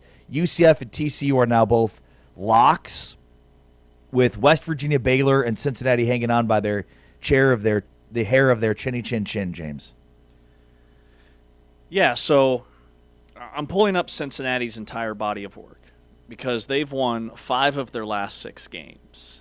And when the NCAA selection committee evaluates these teams, they do look at among your KenPom offensive and defensive efficiency and your strength of schedule and your net ranking and how many Quad 1 wins do you have and what's your record in Quad 1 and Quad 2 and wins above bubble, which is wins above WAB. But they also look at your last 10 games. And your last 10 games do have an impact. And so then I look at Cincinnati and when Jizzle James joined this team. Okay, Jizzle James has played in 19 games this year. I'm trying to build a case that I believe Cincinnati is playing better basketball than several of these teams that are part of either the last 4 in or the first 4 out. TCU's in. There's no doubt in my mind. They would have to completely collapse and maybe lose 2 of their last 3, including the Big 12 tournament. Remember, there's 2 regular season games left for everybody, and then the Big 12 tournament starts. So how many games would TCU have to lose to be out? BYU, I think, is still in, but again, I thought Mike had a great point. How do we evaluate BYU with Richie Saunders and what they've done since he tore his ACL and has been out of the lineup? For them to get just gut punched and really manhandled the way they did against West Virginia was eye-opening to me. So in terms of seeding and the implications, where's Texas Tech going to be? I think a top 4 seed definitely is the right call because they've shown they can win even without JT Toppin. But I'm feeling very confident that the league will have 8. I think there's probably a 25-30% chance that the league has 9 because I'm just looking at it from the lens of the committee. I don't think Cincinnati has enough wins above 500 to be in. Yeah, but I wonder too, the precedent for teams that are 10-8 in the Big 12 over 500, those teams traditionally get in, and I mean both Cincinnati and West Virginia are in position to get to 10-8 if they could win out. The path for Cincinnati, though, a little bit more difficult than it would be for West Virginia. West Virginia, again, closes with Kansas State and UCF. So, the Kansas State game's on the road. That's a Quad 2 game. The UCF game's at home. That's a Quad 2 game. Cincinnati's path is a little bit more difficult, but I think there's a path for 10. Again, it's probably less than 10%, and maybe that's on the high end. I think your percentages are probably right. Probably about a 25 to 30% chance for 9 teams and maybe 5 to 10% chance for 10 teams. Yeah, if you finish above 500 in this league, if you go 10-8, there's a really strong chance you're going to be in the field. I mean, Kansas last year was 11-9 in Big 12 play and ended up with, a 7 seed in the NCAA tournament? Yeah. Remember last year Baylor was 500 in Big 12 play. They were 10-10. Now, we played a couple more games last year than this year, but Baylor was, a 9 seed in the NCAA tournament. West Virginia was also 10-10, right at 500, and they were the first team out. So for these teams to be what I would consider lock status, 2 games above 500, and you're definitely in. Now, TCU, if they split their last 2 games, they're going to be 2 games above 500, definitely in. West Virginia, BYU, and Cincinnati, I would say that for West Virginia and Cincinnati, you have to win both. If Cincinnati wins both games, if they are 10-8 in league and 18-13, and they have BYU at home tomorrow night, which I predict Cincinnati will win, and then they play at TCU on Saturday. If Cincy takes both of those games, those are 2 Quad 1 wins, they are in the field. Yeah. They are going to leapfrog a Santa Clara or in Auburn or a San Diego State or a New Mexico and be in the field. What's your feeling on a 29-0 Miami of Ohio team that does not have a Quad 1 game? Man, we talked about this, Friday. Because they're net. And they nearly lost Friday night. Mm-hmm. It would have been, I think, quad 4 loss. They were down double digits in the second half, had a furious rally, came back and won the game by 2. You mean a quad 4 loss like Gonzaga has when they lost at home to Portland? Yeah. You know, I get it. Miami, Ohio has played a light schedule, but they can only play the teams that will play them in the non-conference. MAC teams that usually win their league end up as a 12 seed or a 13 seed. Don't tell me you're part of this. If they don't win the MAC tournament, they should still be in. I am. Oh. Absolutely. Pish posh. They're undefeated. I mean, comparatively, look at how many quad 1 games Big 12 teams have played. Yes. I mean, Cincinnati has a bad WOB. Really bad WOB. I think they're 66 in the WOB, right? WOB is terrible. How many quad 1 games has Cincinnati played? They've played 12, and they're 2-10 in quad 1. And they have 2 more quad 1 games left. They will have played 14 quad 1 games. Mm-hmm. Big 12 teams are playing anywhere between 12 and 16 quad 1 games. What are we talking about here? 0 for Miami, Ohio. You got to win the MAC to get in. I'm sorry. That's a one-bid league. The Ken Palm is killing Miami, Ohio. Yeah, because they haven't played a quad 1 game yet. But I mean, the net rankings. No, that takes into quad 1s. You're right. They're in like Ken Palm doesn't take that into account. Right. Ken Palm's just looking at your offensive and defensive efficiency, your points per possession, your schedule, all those things. Miami, Ohio is 87th. That's a really bad mark. So is the MAC that down this year, or is this a byproduct of them playing a weak non-conference? Because going into the NCAA tournament and into your conference tournament, historically, every single team that's been undefeated going into their league tournament has been a 1 seed in the NCAA tournament. Wichita State went undefeated when they were in the Valley. They were a 1 seed in the NCAA tournament. St. Joe's did it with Jameer Nelson and those guys when they were in the A10. They were a 1 seed in the NCAA tournament. Miami, Ohio's not sniffing a 1 seed. They're probably ending up like an 8 or a 9, even if they are undefeated and do win their conference tournament. So I think the difference is just the quality of non-conference. And then I would also say that this shows me that these leagues at the group of 5 or mid-major level, I should say, for basketball, even within those mid-major conferences, the competition in the teams isn't what it used to be. The A10's not as talented. The Missouri Valley's not as talented. Yeah. The MAC's not as talented as what it used to be. I think the Ken Palm numbers speak to that. All right, before we get into combine stuff, thoughts, big picture on Iowa State, Arizona tonight, big Monday. Interestingly enough, it's the last big Monday, obviously. It's been a great series for the Big 12. They've just had premier matchups after premier matchups, and this is one of them. But the funny part about it is it feels like it's not as big as some of the previous ones, simply because Arizona pretty much has the Big 12 championship all but wrapped up, especially as it pertains to Iowa State. Mm-hmm. Well, and how does Iowa State bounce back from just a shocking lack of effort? I mean, Texas Tech, which is, I think they're more physical than they're known for, but they're supposed to be a finesse, guard-oriented, we shoot a ton of threes type team, and they just manhandled Iowa State up and down the floor, all positions. Arizona's the most physical team in the country. How does Iowa State withstand that physicality? Can they compete on the glass?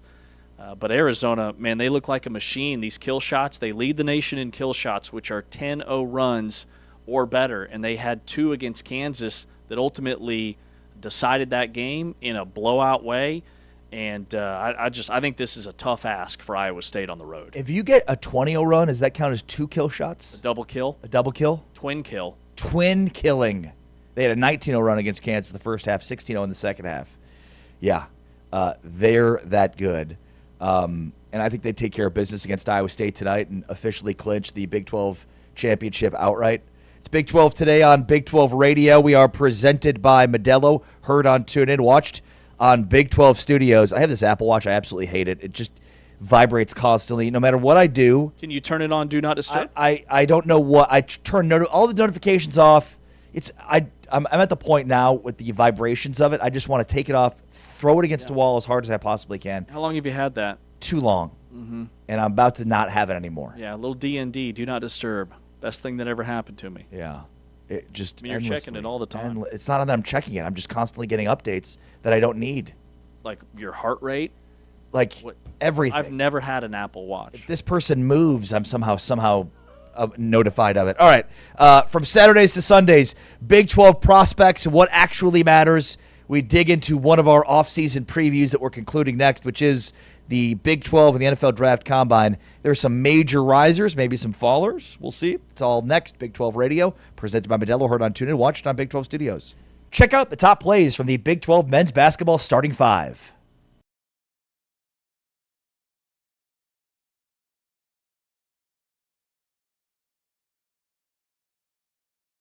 Are lower than probably what he could be doing.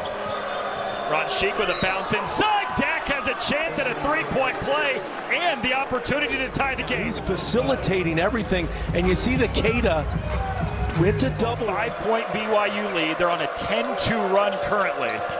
Trying to win on Jimmer Fredette, jersey retirement night. Lob up top to Dak, and he flushes it. Like Kevin Young to go double out of that timeout, but you got to cut off. It's like an outside linebacker. You got type of matchup comes about. One of those teams is going to have an impact on that offensive glass, and that ultimately could determine the outcome. Great pass. Hargress finding Dak for the easy flush. Coming in here 16-10. Remember, they got off to that hot start at 12-1, but 4-9 in conference play, and they turn it over right there.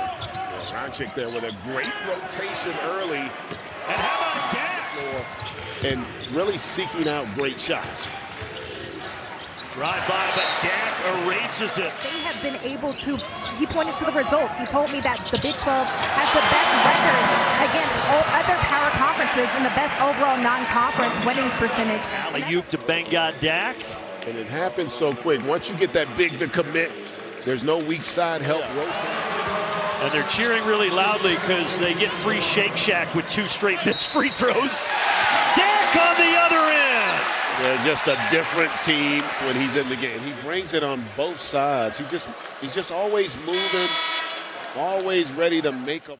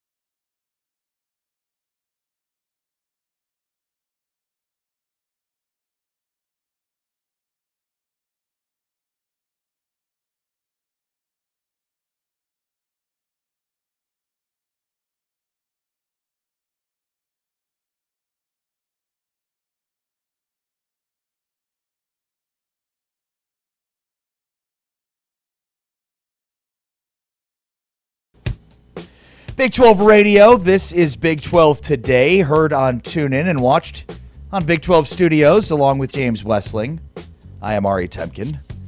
And from Saturdays to Sundays, this is a short series that we've done throughout this offseason of football talk on the NFL Draft Combine, which went from Thursday to Sunday, ended yesterday. Different position groups went each and every day. We highlighted some of the 50,000-foot view stuff on Thursday, James, in preparation for this preview, just the stuff that scouts are looking for, maybe the numbers deeper than just a 40-yard dash, specific to each position group and what they're looking for.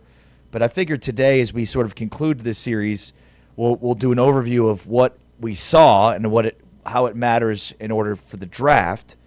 This, of course, is presented by Modelo here on Big 12 Radio. Big 12 Today, and the Modelo full-time fans, where the off-season never sleeps. There is no off and off-season. There is only research. All right, so what stands out to you, James? Give me some quick-firing thoughts here on the Combine. Okay, yeah, I think there were a lot of guys that really helped themselves over the weekend. I look at, from the receiver position, Jeff Caldwell at Cincinnati was just an absolute freak. He had a ridiculous 40 time. He graded out really well in terms of his vertical. He also had impressive measurables. He's super long-armed, has great hands. And so I beg the question, didn't Cincinnati really kind of fall apart in terms of their passing game late last year? Well, when you have a guy that just showed out like this at the NFL Combine at the receiver position, you also had one of the best offensive lines in the Big 12 that barely gave up any sacks. What's the last missing piece? Quarterback play. So that's something that kind of stands out to me. But Jeff Caldwell was just an absolute freak. No, and let's just pause there for a moment. Jeff Caldwell, who had one offer coming out of high school, was a FCS All-American at Lindenwood in 2024, transferred to Cincinnati, and probably was underutilized relative to his skill set, but still averaged 15 yards per catch at 25. So they have this. Have you heard about this RAS score? Yeah. It sort of measures the total athleticism. Yeah, like everything together. It's like an efficiency rating, just looking at what guys did in each category separately. Relative athletic score. And apparently, like NFL GMs look at this. He has the highest RAS score for any wide receiver ever. So Calvin Johnson was number 2 on this list. Andre Johnson was number 4 on this list. The former president was not. Really good at signing bills. Yeah. So Jeff Caldwell finished number 1 ahead of Calvin Johnson and Andre Johnson. Like, that's insane. I mean, he could jump into the first round. To your point, he had insane numbers at Lindenwood. And then even at Cincinnati last year, he was their best receiver. To run a 4.3 40, the 10-yard split, a 1.48, a 42-inch vertical, an 11-inch broad jump. He's 6'5", 215 pounds.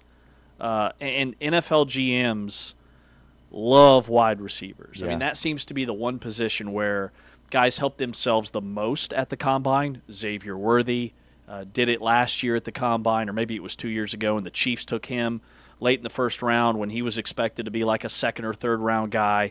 Just his elite speed in that vertical and that broad jump. To be mentioned with Megatron, like, there's no way this guy doesn't get selected in the first round or early second. Also, Max Ihanachor, the offensive tackle for Arizona State, I think he solidified himself as a first-round pick, ran a 4.91 40, 1.73 10-yard split, really good for a big man like him. He can move. 9.7 broad jump at 321 pounds. So he measured at 321 pounds and had a 1.73 10-yard split, which, as we talked about, for offensive line, defensive line, that's the most important one, way more important than the 40. So his on-field work, too, was very impressive. Very fluid in movement drills, quick in hands, quick in his pass protection, kick slide with solid punch. He'll be a day one starter at right tackle. So Max Ihanachor made himself a lot of money as an offensive tackle for Arizona State. Jordan Tyson did not do any of the drills. He opted out. Probably a smart move there. I think he'll still be in the top 3 of wide receivers taken. It's interesting because the other 2 guys, Lemon and Tyson, did not run. Tate did. Cornell Tate ran like a 4.5 40, and everybody was talking about how bad it was. And that's where we are at this point in time at the 40-yard dash, to where the expectations are that everybody that's, wide receiver, corner will run a sub 4.5 40. He ran 4.54 twice, and people are talking about, will that hurt his draft status? Like, no, I don't think so. But I think that's interesting. And here's what Jordan Tyson said. He did meet with with NFL teams. Here's what Tyson said at the Combine. Yeah, I don't think I'm the piece. I think I'm a piece. We've had some very good players at ASU, but it's been amazing kind of just activating the Valley. I feel like when I first got there, Dilly was always saying, activate the Valley, and I feel like we're doing a good job of that. Now we're getting a new indoor facility. Now we got some good stuff going on. So, yeah, it feels good. Other things about the wide receiver? Oh, no, go ahead, sorry. Well, Jordan Tyson only participated in one event, and it was the bench press. He had 26 bench press reps at 225 pounds. He was 1 rep shy of a wide receiver NFL Combine record. Wow. The dude is a beast. He's 6'2", 200 pounds. They're not worried about his 40 time. He probably would have ran a 4.5. He's not known for his elite speed. But I was shocked by what he benched. He was like top 6 all positions. Offensive linemen, defensive linemen, linebackers, it doesn't matter. And then we touched a little bit in terms of some other guys on Jacob Rodriguez. His 3-cone drill was 5th best among all positions. I'm talking receivers, quarterbacks, running backs. At the linebacker position, he set an NFL Combine record. And then the other position group that I highlighted, you brought up the offensive line with Fano and what he did. He solidified his stock as a top 5 pick. But I thought the Big 12 defensive backs had a tremendous showing with Tre'Dan Stukes for Arizona. He ran a 4.33. He had a top-tier speed and burst in those categories. VJ Payne at Kansas State had the best split among safeties, ran a 4.4 flat. Genesis Smith had a really good showing. The Arizona Wildcats safety with a 4.45 and a 6.9 4.3 cone. So a lot of guys collectively, I thought, really helped themselves. Yeah, Malachi Lawrence, 33 5/8 inches at 6'4", 253 pounds. I mean, he is athletically at a different level, and I think those long arms are a big part of that. He also finished second in both the vertical leap and the broad jump, and his 4.52 40 trailed only Arvell Reese and David Bailey for pass rushers. So Malachi Lawrence is a guy that really tested off the charts, and then David Bailey. I would say of everybody we're going to talk about here, kind of recapping the Combine, he was the most impressive out of the Big 12. And a guy that, probably didn't need to do this at the Combine because his production can speak for itself, but 4.5 40, so fastest of the edge rushers, hit a 22.9 miles per hour, the 3rd highest among edge defenders over the past 3 years at the Combine. That's via Next Gen Stats. Here's what David Bailey said at the NFL Draft Combine this weekend. Oh man, yeah. I was hoping to get something about sub 4.5. I know me and my guys at A1, we put in a lot of work, so it's a little bit disappointing, but overall, I'm happy with the experience. It was a lot of fun hanging with these dudes. It was my first time meeting a lot of these guys, and it was just a lot of fun out here. So yeah. Disappointed by his 4.5 40, which was number 1 among edge rushers, was looking for a sub 4.5 40. Yeah, to run a 4.5, that's just insane. At that size? At that size. And then his 10-yard split was off the charts, his shuttle drill, his 3-cone. I mean, yeah, he's a top 5 pick. And I know it's a very edge rusher-heavy draft. I think the defensive ends, the offensive linemen in this draft, and then I think it's a strong secondary draft. But he's going to be a top 5 pick, and Fano's going to be top 10. You turn his film on, to me, he's 2 or 3. Not even just top 5, top 2 or 3. Because, the numbers here speak for itself. But I think the thing that stands out is he's a legit 3-down edge rusher. He is a legitimate defensive end. He can rush the quarterback as well as anybody, but his ability against the run, he may be as good, if not better against the run, as a defensive end than he is as an edge rusher. So, I mean, that is the type of player you're looking for. Like, there are some guys that are going to get drafted in April alone based on just being situational pass rushers. Romello Height's one of those guys. Yeah. Like, he grades out like really good pass rusher, but not a 3-down defensive end. To me, that's what stands out. Like, that's why he's going to be a top 5 pick or top 3 pick, because he graded out in a way, in addition to you put the tape on and you're like, dude, this dude, you can't take him off the field. I think that the number 2 overall pick, because all the latest mock drafts have David Bailey at number 2 or number 3. Now, Arvell Reese from Ohio State, who's listed as a defensive end on the Combine website, is more of an outside linebacker for Ohio State. He's the only guy that ran a faster 40, but again, he could be classified as a linebacker. It seems to be that number 2 pick that the Jets hold will come down to Bailey or Reese. And then some of the other surprises, Jeremiah Love with what he did is cracked the top 5 with that blazing speed. Yeah, he's a first-round running back in this draft, which you don't see every year, and probably the only one. I see the Kansas City Chiefs at number 9 on this latest USA Today mock draft. 9th overall pick, selecting Spencer Fano from Utah to protect Patrick Mahomes' blind side. The Chiefs also just cleared up another $20 million in cap space by releasing a backup offensive lineman earlier this morning. I would be all about that. How about Ruben Bain, the Miami defensive end? Just to show you how much stock teams put into the Combine. After the college football playoff, he was projected to be number 2 after Mendoza. Well, he has the shortest arms that any defensive end has ever had. His measurables were not great. He has slid outside of the top 10 and expected to be anywhere from 10 to 15 in this draft. And then Lee Hunter, I don't know that Lee Hunter did himself a ton of favors.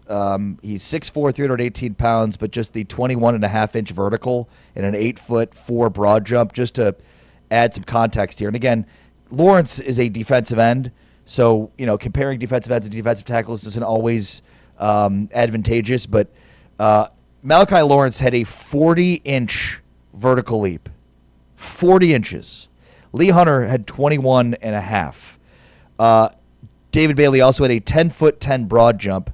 Meanwhile, Lee Hunter had an 8'4" broad jump. So he was really bottom of the defensive tackles at those 2 spots. Again, 3-cone matters a lot, especially for edge rushers. And I think the 10-yard split matters the most, especially for defensive tackles. But he's an interior rusher, so I don't know how much the vertical or the broad jump matter a ton. I think he could still be a first-round pick. But the big one is we talked about those that RAS score, relative athletic score. Lee Hunter scored an unofficial 3.72 real athletic score out of a possible 10, which ranked 1,285 out of 2,046 defensive tackles between 1987 and 2026. He's a big boy. What was Malachi Lawrence's RAS? Well, you look at that. I just want to note that this is a guy that played on a football team that wasn't on national television a ton. They're coming off back-to-back bowl misses, and all he did, though, was produce in this league. Like, how did we miss him? He had 28 tackles this year. He had 11 TFLs. He had 7 sacks. He forced 3 fumbles. Oh, he was a beast. And then last season, 6 TFLs. Year before that, he had 11. Like 9.90, by the way, was his real athletic score. I mean, he could be a first-round, late first-round, early second-round pick, and he is going to be a steal for somebody. That's James Westling. I'm Ari Tepkin. Jordan Reed, ESPN NFL Draft and college football analyst, joins us next. It's Big 12 Today, presented by Modelo. Heard on TuneIn, watched on Big 12 Studios. Here are the top plays from this week's Freshman of the Week.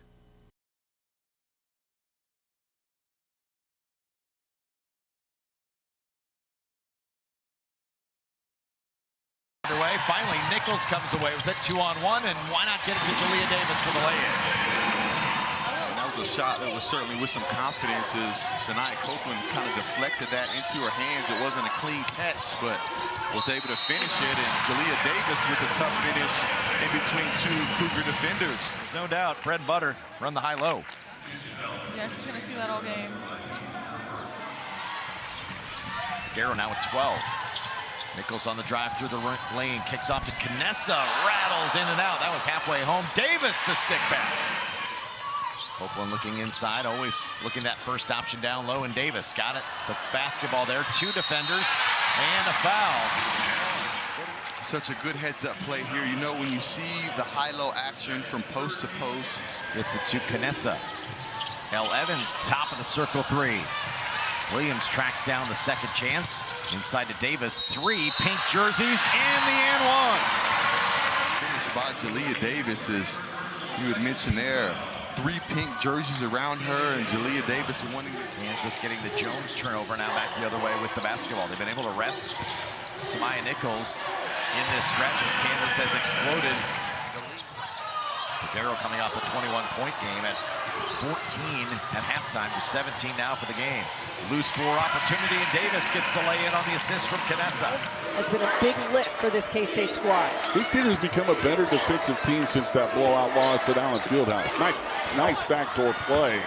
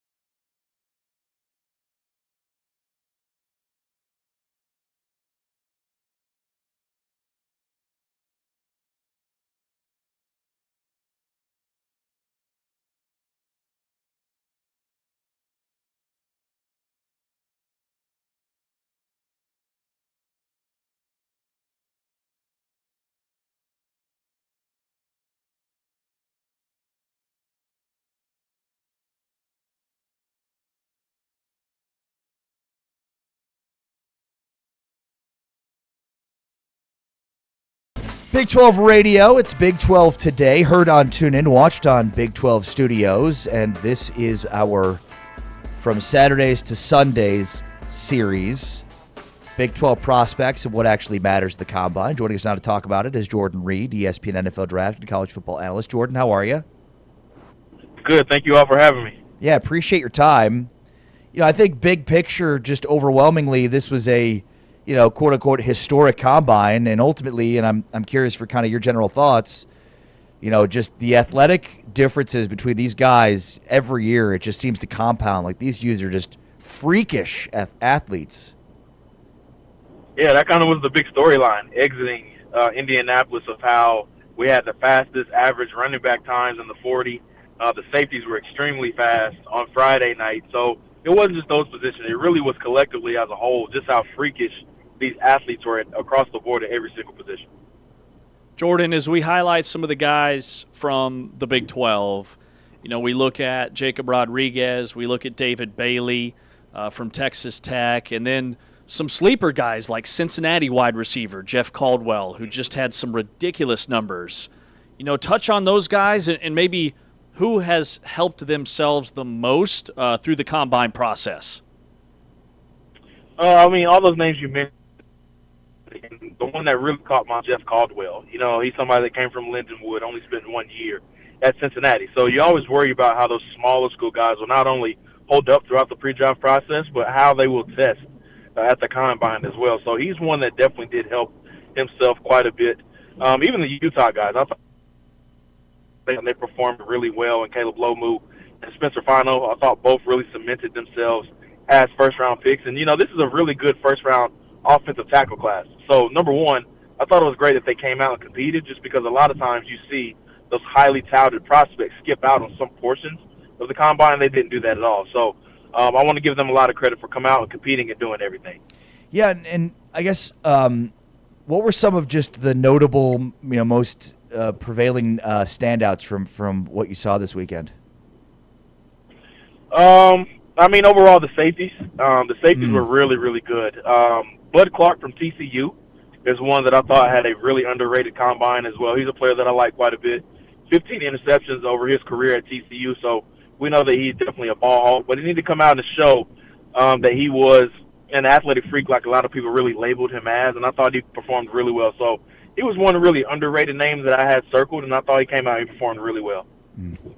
Jordan, I see that, just yesterday you were on ESPN on SportsCenter, and they asked you who's QB3 in this year's draft, and I'm curious what your response was. Yeah, so I think right now you can go ahead and put in Sharpie. Fernando Mendoza at number 1 to the Raiders. I think that's a given. Number 2 gets really interesting. I still think Ty Simpson is the leader in the clubhouse right now. He's probably going to go mid to late first round, early second at worst. But that third quarterback spot is where things get really interesting. From some of the scouts that I talked to, Carson Beck seems to be in the lead position right now. But the other 2 contenders are Garrett Nussmeier of LSU and then also Drew Aller of Penn State. A lot of scouts were really happy that he came out and showed that he was healthy. If you remember, he had that bad ankle injury against Northwestern when they lost that game. So him coming out, having a really good showing and showing that he was healthy, that really helped himself. But also Nussmeier came out and threw the ball really well as well. I thought all the guys threw the ball particularly well, but that QB3 spot is really going to be interesting. But Carson Beck seems to be the leader in the clubhouse, but that can change at any moment, honestly, guys. And then circling back to Caldwell, with what Caldwell did, could he be a late first-round pick, or where do you think he moved himself into? I still think probably the 3rd or the 4th round is where Really? he goes Okay. right now, just because you would like to see the production be a little bit better.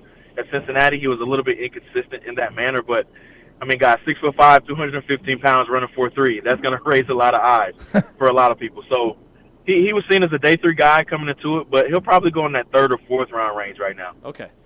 What do you make of Taylon Green? You just mentioned a couple of names in Nussmeier and Aller at QB3 in this draft, but Taylon Green just tested off the charts. Does that, what do you think it does to his status? Well, it certainly helps him, of course. Whenever somebody tests like an athletic freak like that, that's always going to be a great data point that he can have in his corner. But he still is labeled as a project just because everything just isn't about the testing numbers. Everybody knew that he was a supreme athlete. But right now he is a huge project, and you can see that during the week of practices in Mobile at the Senior Bowl and then also throughout the season as well. He has those high highs, but his lows are very, very low. So I still think he probably goes, I would say, in the 4th round right now. I think that's a sweet spot for him just because I think because of how toolsy he is and because of the intrigue part with the testing, I think somebody's going to take a shot on him probably in that 4th round range. Talking with Jordan Reed here on Big 12 today on Big 12 Radio, NFL draft expert. Jacob Rodriguez, did you ask about Rodriguez, the Texas Tech linebacker? We touched on what he did Thursday and Friday. Where do you think he gets selected? So I have a mock draft coming out tomorrow. He's actually in the 2nd round. Okay. That may surprise a lot of people. But he's one that I think helped himself so much just because for whatever reason, he has some question marks out there about just how good of an athlete that he is. But you turn on the film, I mean, the guy's everywhere, man. Like, he's causing turnovers. He's making tackles. He was the leader of that great Texas Tech defense from a season ago. So with him coming out and testing as well as he did, I think he firmly put himself in the top 50. It wouldn't be surprising if he goes early to mid-second round, which is where I have him right now. Jordan, I'm always curious, sort of big picture, how you evaluate the combine. What do you think? One of the things we talked about in this series is, whereas the 40 for some wide receiver corner may matter a ton, for offensive lineman, defensive lineman, it's more about the 10-yard split. What else do you think are maybe misconceptions about the combine? I think the combine is always used or should be used to confirm or deny some of the things that you saw on tape. So, for example, if somebody has a speed question, maybe they go out and they run a fast time, and maybe that can confirm maybe some things that you saw on tape, or it may deny some things that you have saw on tape as well. So I always thought the combine should be used to really confirm or deny some things that you may have seen on tape. And then also, I thought it always could be used to differentiate clusters. So that's what we call it in the scouting community. When you have two prospects that are graded similarly, you can use some data points. To really break up those clusters that you may have as far as how prospects are graded similarly. Jordan, it feels like every year there's an NFL team that just falls in love with a guy because of what he did at the combine versus production. Mm-hmm. I can remember when the Kansas City Chiefs took a defensive tackle from Memphis, Dontari Poe, 15th overall because he had a ridiculous combine. Who do you think that one guy is that helped themselves that much at the combine that somebody will take him way above where his production might predict? Well, he didn't test overly well at the combine, but one player that I personally love in the Big 12 that I think is going to go higher than a lot of people are projecting is Lee Hunter out of Texas Tech. I am a huge Lee Hunter fan, and it's one of those positions where he's not going to be an overly great tester, but if you turn on the film with him, he's what I like to call the hub of that defense. Like, everything went through him with that Texas Tech defense. And, we hear the names Jacob Rodriguez, David Bailey, Romello Height, all these other names on the Texas Tech defense, but none of that is possible with what Lee Hunter was able to do for it. So I think Lee Hunter could go as high as 16 to the New York Jets. Like, that would not be surprising at all, but at worst, I think he goes in the late first round. Well, is edge rush the deepest position group in your mind?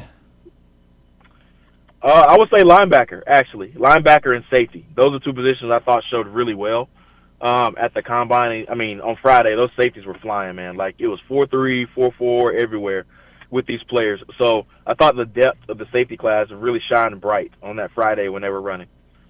Are there more safeties that you think will be taken in the early rounds compared to recent years now that, stylistically, defenses look very different in the NFL, and it's almost like that position has become so much more of a premium position? What does that say about the way teams might approach the draft with some guys at that position? I think that's one of the more interesting things to watch, honestly, throughout the earlier portions of the draft. And I know we have Caleb Downs at the top, who's really differentiated himself from the pack. But after that, I think it's really interesting. I have Dylan Thieneman from Oregon, Emmanuel McNeil Warren from Toledo, but there's a huge stack of guys together after that. So when do they come off of the board? I think we're going to see a lot of guys go in that second to third round range. We could get as many as, I would say, about 8 to 9 safeties drafted inside of the top 100. Like, that would not be surprising at all. I think very highly of the safety class. Jordan Reed from ESPN, college football and draft expert. Jordan, thanks for your time this morning. Appreciate it very much. Thank you, guys, as always. Thanks, Jordan. Jordan Reed joining us here, giving us his thoughts on the Combine, which concluded yesterday in Indianapolis, as we conclude our series from Saturdays to Sundays, focused in on the Big 12 prospects. Jordan didn't seem to think that Lee Hunter's Combine would hurt him much. And look, I think, again, you turn on the tape, and you're going to see a guy that's able to rush the passer from the interior. And that is, without a doubt, becoming an important component of interior defensive line play. Being able to sack the quarterback from the inside. You look at some of the best teams. I mean, look at the last 2 Super Bowl champs, and they had great defensive lines, and many of those lines were able to disrupt the passer from the interior. So I think that alone will help to lift him up. Yeah, that was fascinating to me that he thought Lee Hunter could go in the top 16 or late first round at worst, because that's fresh off of what was a pretty dismal combine in relation to what we thought he would grade out at. So that's a really good thing for the Big 12. And then to hear he's got Jacob Rodriguez in his top 50, somebody's going to get a plug-and-play, like, decade-long Pro Bowler at linebacker.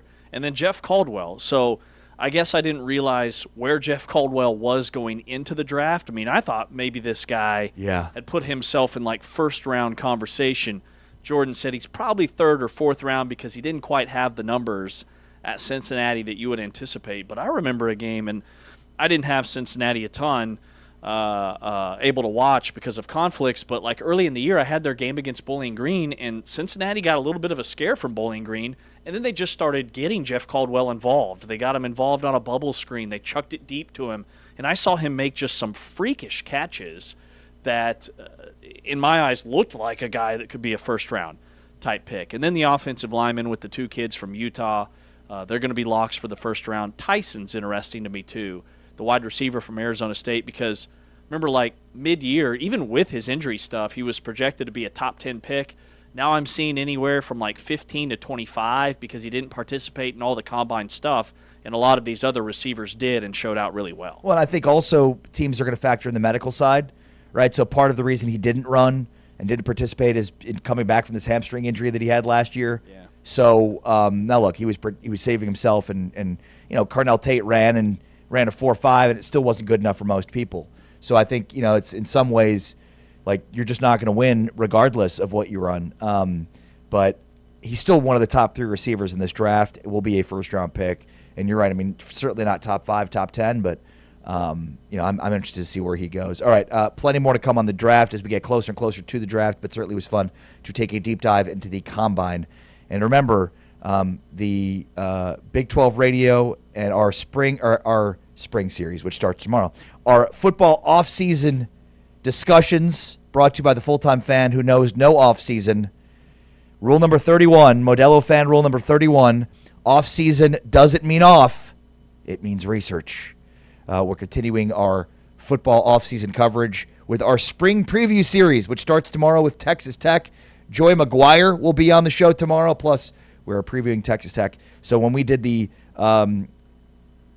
earlier series preview, we did from 16 to 1. Now we're going from 1 to 16, back down from Texas Tech all the way down to 16. So stay tuned for that. With James, I'm Ari. It's Big 12 Today on Big 12 Radio, presented by Modelo. Coming up next, the White Papers and how scared is the SEC. That's next. It's Big 12 Today on Big 12 Radio, presented by Modelo. Heard on TuneIn, watched on Big 12 Studios. Check out the top plays from the Big 12 men's basketball starting 5.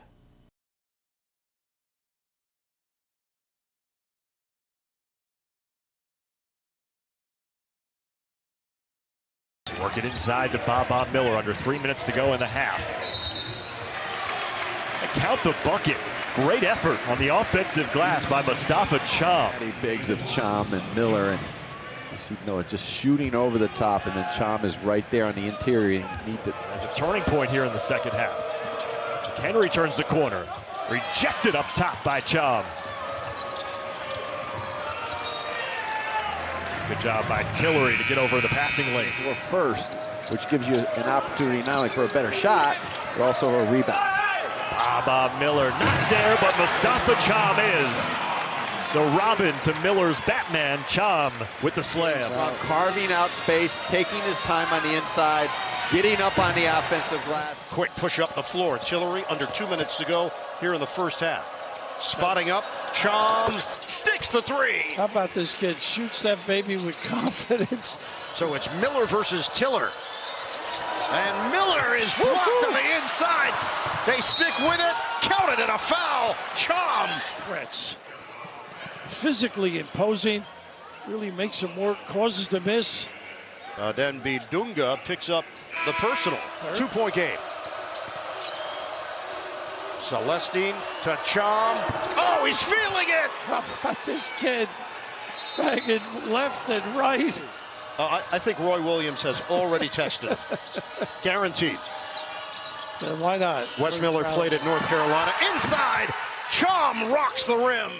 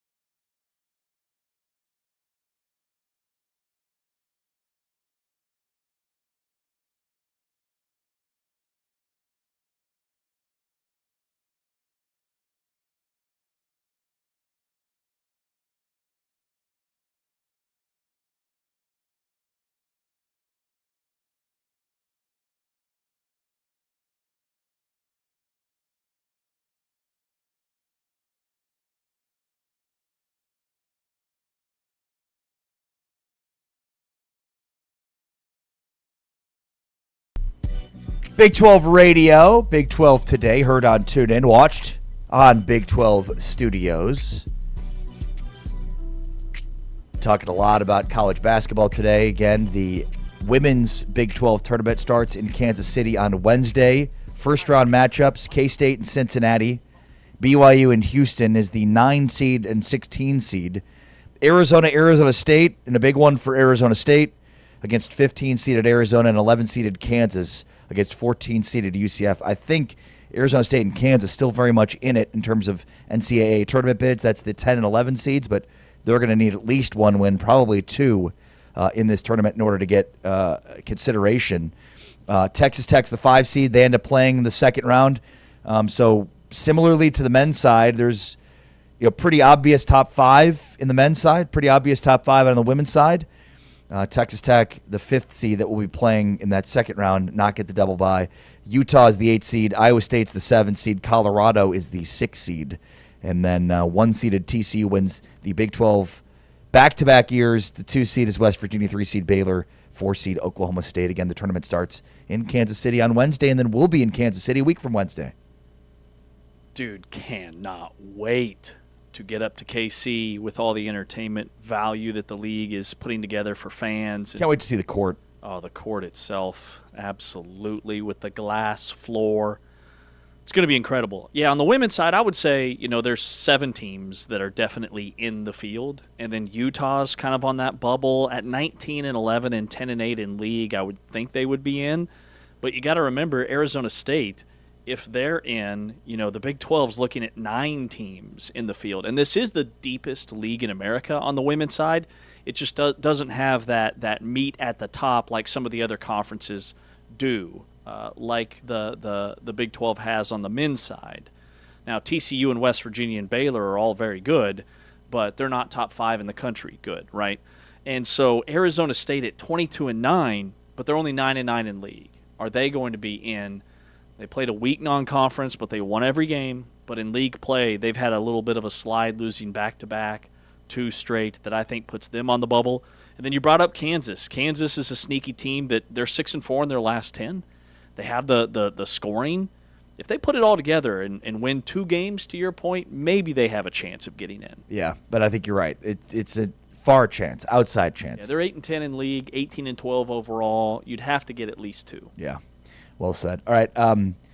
It's been a while since we've heard from Cody Campbell's Saving College Sports initiative. If you remember, Cody Campbell, basically released some findings in what he referred to as saving college sports. And the crux of it, James, was that, that they were able to get the 1984 ruling that said that college athletics did not need to bind all of its rights together and could sell them separately. If they struck that act down and they repooled their television rights together, that it would mean more money for everybody, which would help to save Olympic sports and sports beyond just football and men's basketball, right? We remember all this? This happened? Oh, yeah.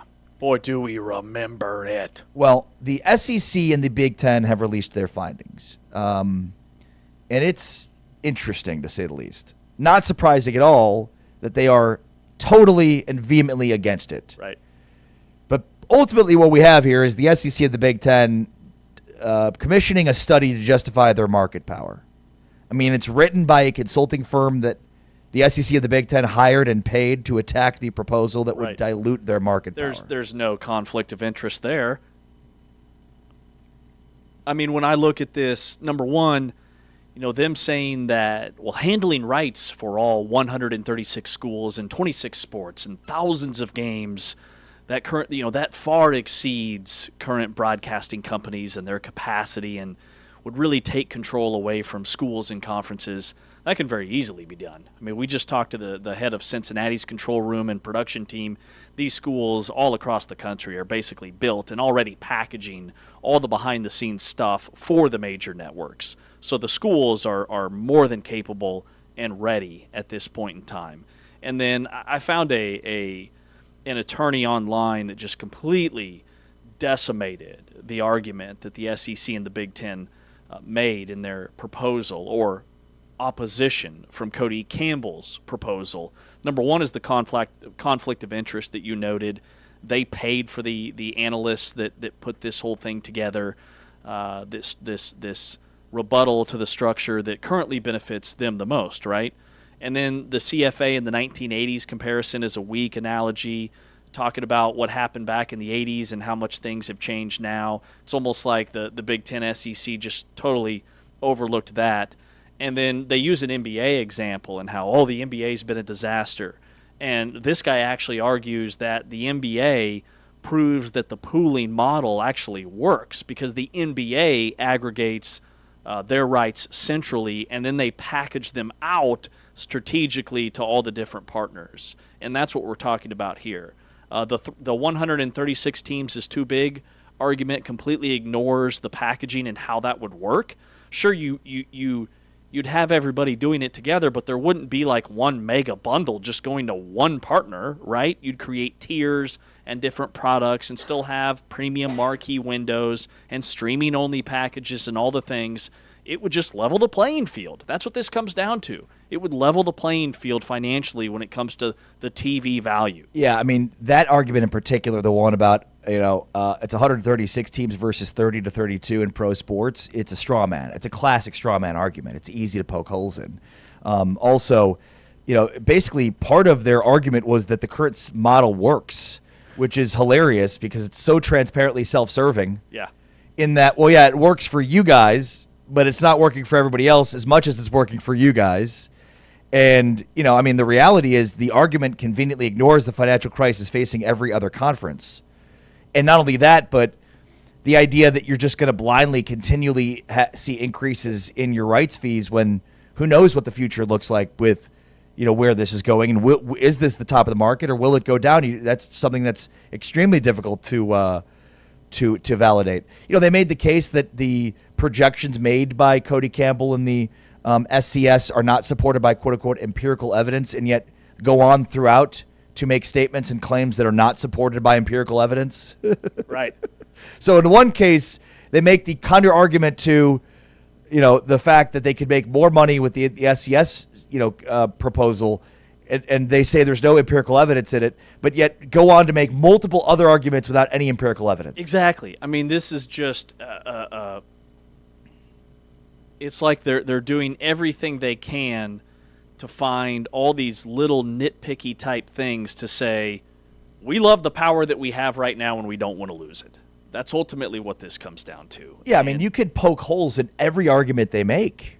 Very much I mean, it stifles innovation. Like, come on, if you pull, you pull everybody together, you're not going to stifle innovation. I mean, so many of these arguments that are made are so easily, easy to poke holes in. It almost begs the question of why even do this? Why waste your time? Why waste everybody's time, right? I mean, and maybe they felt like Cody Campbell released this, they had to respond in some way. I don't know, because it felt like the response is actually worse because all of the, it's so easy to invalidate every argument they made. Yeah. You should be smarter than this.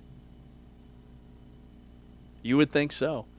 My favorite argument is, well, the current TV rights deals among all the conferences, some of those run through the next decade. They're all on different schedules, so we can't possibly change the calendar and the schedule when it comes to everybody else's TV rights deal. That'd just be a real headache for them. Yeah, so we'd hate might to as have well to do just that. keep it the way it is. We'd hate to have to when do we're that. pooling in billions of dollars every year and the others are fending for themselves. Well, and by the way, this doesn't have to happen overnight.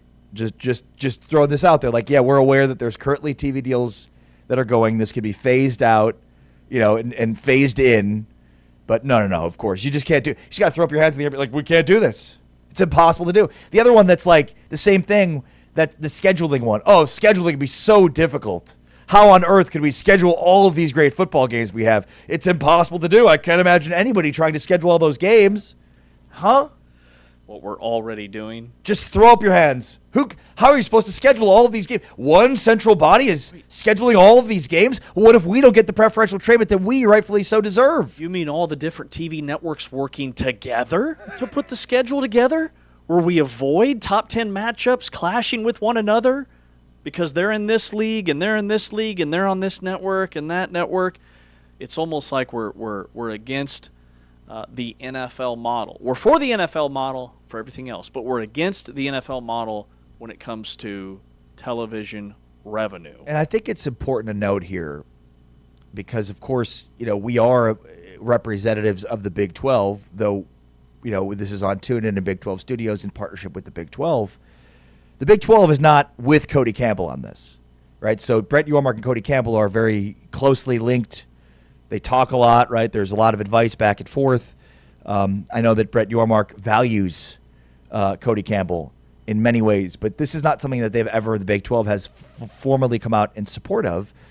And that's, partially because the Big 12 also is in a advantageous position relative to the rest of the country. Not to the Big 12 or to the Big 10 of the SEC, you're right? They're still looking up at those two, but the ACC and the Big 12 sit in a pretty good spot relative to everybody else. So if we're focused on 163 Division I, or 163 FBS Division I programs, and you've got how many in the Big 10, how many in the SEC that the Big 12 is looking up against, I mean, the majority of those 163 are below the Big 12, so the Big 12 is still in a better spot than many of the other in America, which is probably why the Big 12 doesn't exactly side with Cody Campbell on this. Yeah, and I think that that's an important point, that Cody Campbell just happened to be a graduate of a Big 12 school, and that there's no collaboration between the Big 12 and Cody Campbell on this. This is all him, independent, on his own. Yeah.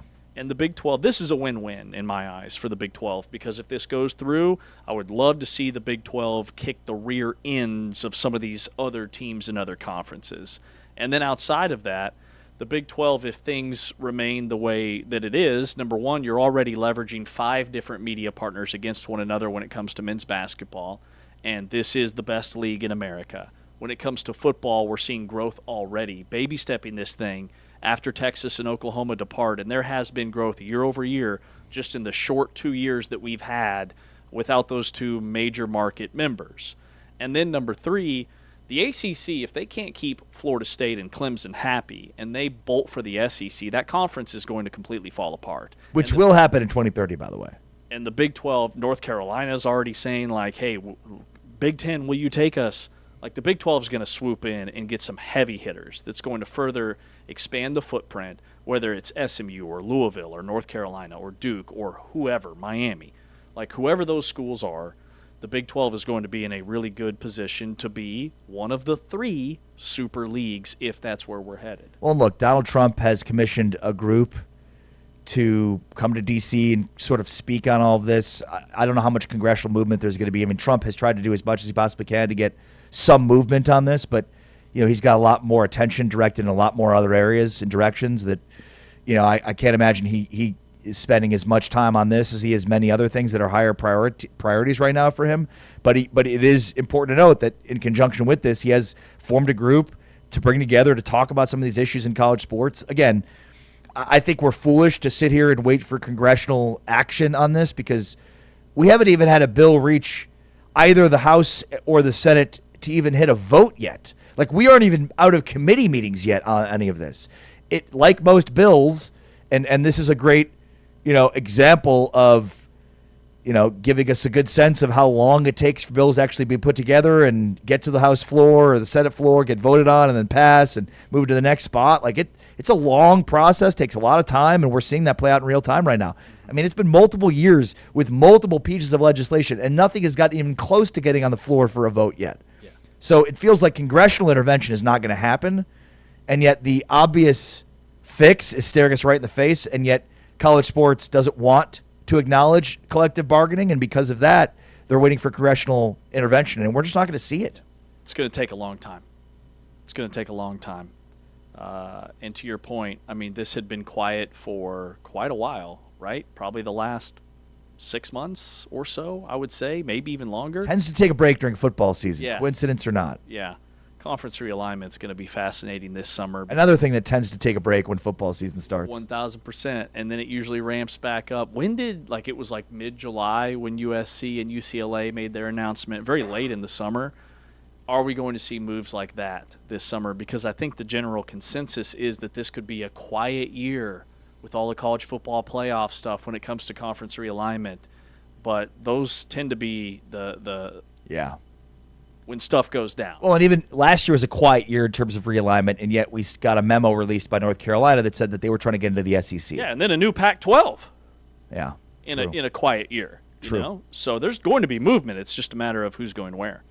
He's James Westling. I am Ari Temkin. This is Big 12 Today on Big 12 Radio. So just sort of the crux of this discussion on these white papers, no surprises here. The SEC and the Big 10 commissioned a study that basically invalidated everything that the SCS said, and conversely, you could invalidate everything that invalidated what the SCS said. Bottom line, of course, the SEC and the Big 10 aren't jumping for joy over the prospect of, maybe not even reducing their average annual take from TV, but to share the pie in a more meaningful way with everybody else in Division I. They are wholeheartedly against that. They want what's best for college football at large, but they don't want what's best for everybody else. They only want what's in their own best self-interest, and you can't blame them, but that's their position, and they're sticking to it. He's James. I'm Ari. It's Big 12 today on Big 12 Radio. All right, we get you ready for Big Monday, kind of wrap a bow around this weekend at Big 12 Hoops, plus some pretty sad news as we close things out in the final whistle next. With James, I'm Ari. This is Big 12 Today, presented by Modelo. We are heard on TuneIn and watched on Big 12 Studios. Check out the top plays from this week's Big 12 women's basketball starting five.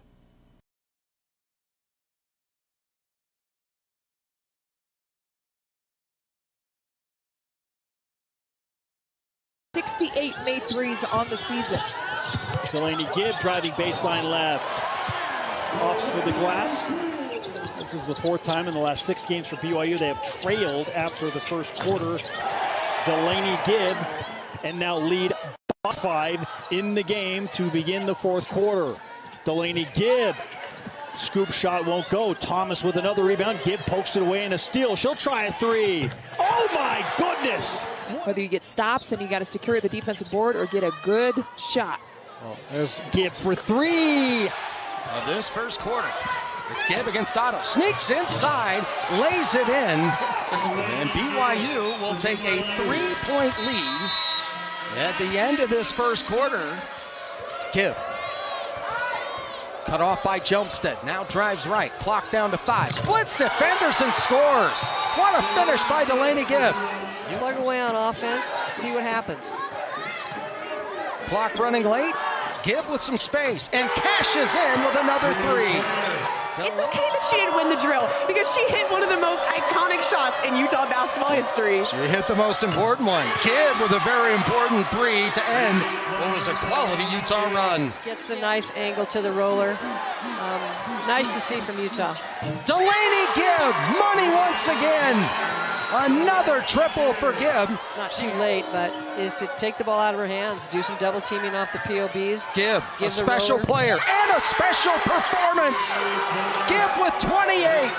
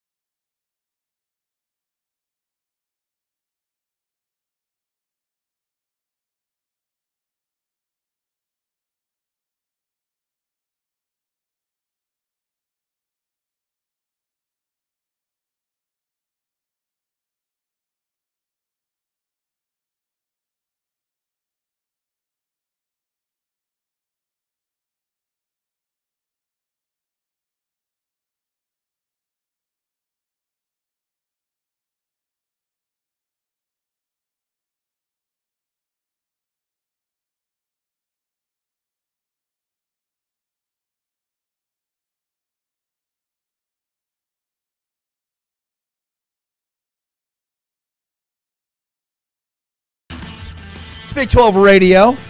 Big 12 today. Heard on TuneIn, watched on Big 12 Studios. So great to have you with us today and every day here on your home for the Big 12. Thanks for hanging out with us. Our game of the week tonight, Iowa State, Arizona. You can catch it, of course, as Big Monday on ESPN or on the radio call here on TuneIn. Make sure if you have not yet already to download the TuneIn app. Search Big 12, favorite the channel. That way, it shows up each and every time you open up the app. And tonight, you're going to get Iowa State, Arizona. It's 8 o'clock Central, 9 o'clock Eastern time. That game should be a fun one. And then later this week, Saturday game, Texas Tech at BYU, a big one to close out the Big 12 slate of the regular season.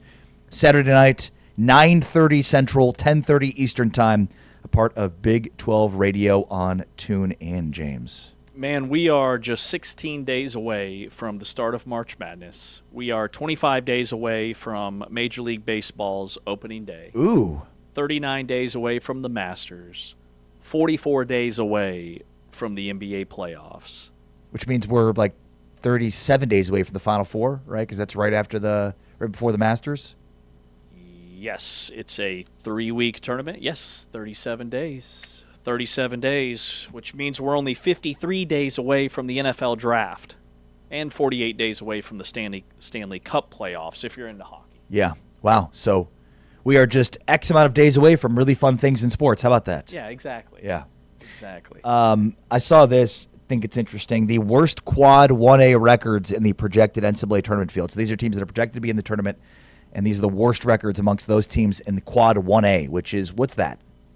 Okay, quad 1A? That's like the top of the quad 1? So a quad 1 win is what? A top 50 win on the road and a top 20 win at home? Yeah, so a quad 1 win is a top 25 win at home. Well, now I'm all messed up. So, yeah, quad 1A talk. I thought it was a top 75 win in a true road game. Yeah, you're right. That's what it is. So quad 1A is a win at home versus a net 1 through 15 team, or a win on the road between a net 1 through 40 team. That's quad 1A. Yeah, there it is. Okay, what is a quad 1A? A top 15 net win at home and a top 40 net win on the road. Okay, yeah. Because right now, quad 1 is a top 75 road win. And what at home? Top 30. Got it. Okay. So basically it's half of that. Okay. So here's the teams in the field that are the worst in that category. Louisville's 0-8. Villanova's 0-5. SMU is 0-5. Clemson is 0-3. Texas is 1-8. Arkansas is 1-7. BYU is 1-6. And Iowa is 1-6. Okay. So we've got 1, 2, 3 ACC teams. We've got Villanova's a Big East team. Arkansas and Texas, 2 SEC teams on that list. So 3 ACC teams on that list. 1 Big Ten team on that list. 2 SEC teams and a Big East team. 1 Big 12 team. So the best conferences in America have, which is the Big Ten of the Big 12, have 1 team on that list. And both have at least 1 win in that category. Mm-hmm. Just thought that was interesting. Do you know what some of the best records are in 1A? Arizona, Michigan. Arizona, Michigan. Those are 2. They have 2 of the best records in 1A. Okay. Also, since February 6th, the day after Cincinnati's home loss to West Virginia, where Wes Miller told fans they deserve to be frustrated, they are 7th in the country behind Duke, Florida, Michigan, Arizona, Texas Tech, and Purdue in terms of adjusted offense, adjusted defense, Bart Torvik rating. Okay. That's what I've been looking for. So Cincinnati is top 7 in the country. In Bart Torvik. In Torvik. 5-1 since February 6th after their home loss to West Virginia when Wes Miller had that outburst with the media. It wasn't an outburst. It was very well-intentioned. But I think the players have responded. His players have responded. He put himself out there. He said, I'm disappointed. This is not good enough. I'm frustrated. And it's working. It worked. In fact, here's what Wes Miller said about that after their latest win, their 5th win in the last 6 games. No, listen, it's hard to win Big 12 games. That's a very good team. And so to win with that kind of a margin, obviously you feel good about that. I thought our defensive energy and our rebounding effort was improved. That was the focus the last couple days, was trying to see if we could ramp that back up. We weren't pleased with some of the things in the Texas Tech game, especially with the rebounding and some of the errors defensively. I thought it was significantly better tonight in stretches, so I was pleased with that. And then I thought we did a nice job. Like, you look down and we made 12 threes. I mean, they didn't make 7, but we played inside out well. I mean, we didn't take many, like, swing threes. We took a lot of touch the paint, kick out threes, and when you do that and you get those kind of looks, you're going to make quite a few when you have good shooters. So I was pleased with that. We're doing a better job getting the ball into the post recently. I think we can continue to do that, to play through Moo, play through Baba at times down there. The pick and roll with Moo and Baba has been something that's evolving. That's been fun. And then I think the other stuff has been really steady, and our movement's been better. So the offense is continuing to improve too. So the problem for Cincinnati is they're 2-10 in quad 1. That is what's hurting them right now. And their quad 2 wins, there's not enough games left in the season for any of those quad 2 wins to get better, for those teams to get better and move up into quad 1. But I believe their last 2 games are both quad 1 opportunities. Yes, against TCU on the road and at home against BYU. So that's the good. And then also, how much weight do you put into one of those quad 1 wins? Not all quad 1 wins are created equal, right? You go on the road and beat Kansas in Allen Fieldhouse by 16 points and completely dominate the Hawks. That carries more weight to me than 2 or 3 of those losses. Well, and it is a quad 1A win. Mm-hmm. The problem is the Eastern Michigan lost, and then the one we talked about earlier, which is the WAB, the wins above bubble. Mm-hmm. There are negative wins above bubble. But I think the selection committee should look at what they've done in their last 10 games, which I don't have their record in front of me, but they're number 7 in the country according to Torvik. They are having the same stretch that Kansas State had over about a 6-game period last season, when K-State was the number 1 ranked team in the country for 6 games for a 3-week period. But that happened like mid-January, and K-State fell apart in the back half of the season in the month of February. For Cincinnati, the timing of when they are peaking is prime position. And I think that there should be a lot of weight and stock put into that. I don't care that they lost to Eastern Michigan back in November. I don't care that TCU lost to New Orleans. And I don't care that any other team from any other league lost a game in November. I care about now and what these teams have done since the turn of the new year. Yeah, well said. We shall see. Some pretty sad news over the weekend as a quarterback for Colorado passed away. Dominic Ponder died in a single car accident. He was 23 years old. This is according to a report from On3. The news broke Sunday evening with Deion Sanders responding, quote, "God, please comfort the Ponder family, friends, and loved ones. Dom was one of my favorites. He was loved, respected, and a born leader. Let's pray for all that knew him and had the opportunity to be in his presence. Lord, you're receiving a good one. Comfort us, Lord. Comfort us. Hashtag Coach Prime." 6'5", 200-pound quarterback Ponder had become a team favorite despite not having a huge impact on the field. He spent 2 years at Colorado after transferring from Bethune-Cookman. Man, and this happened just one day before Colorado started their spring practices, which is today. Yeah. You know, it happened over the weekend, and this is about the 3rd or 4th year in a row that right around this time of year something similar has happened to other member institutions in this league, with Cincinnati last year and Baylor last summer, or maybe the summer before. And it can really have an impact on your team. It can unite a team, which we'll see if that's what happens in Colorado, especially when you've got a kid that, and this shouldn't matter, but the bottom line is he was very well liked within the locker room. Seeing just the outpouring of support from his teammates tells me that this is a guy that, sure, maybe he didn't play a ton of snaps on the field, but off the field, he was a major glue guy for them and just a huge bright spot in that locker room. Yeah, well said. So thoughts and prayers go out to the family. Just devastating news. Just 23 years old to lose his life Clearly, really, really sad and a tragedy.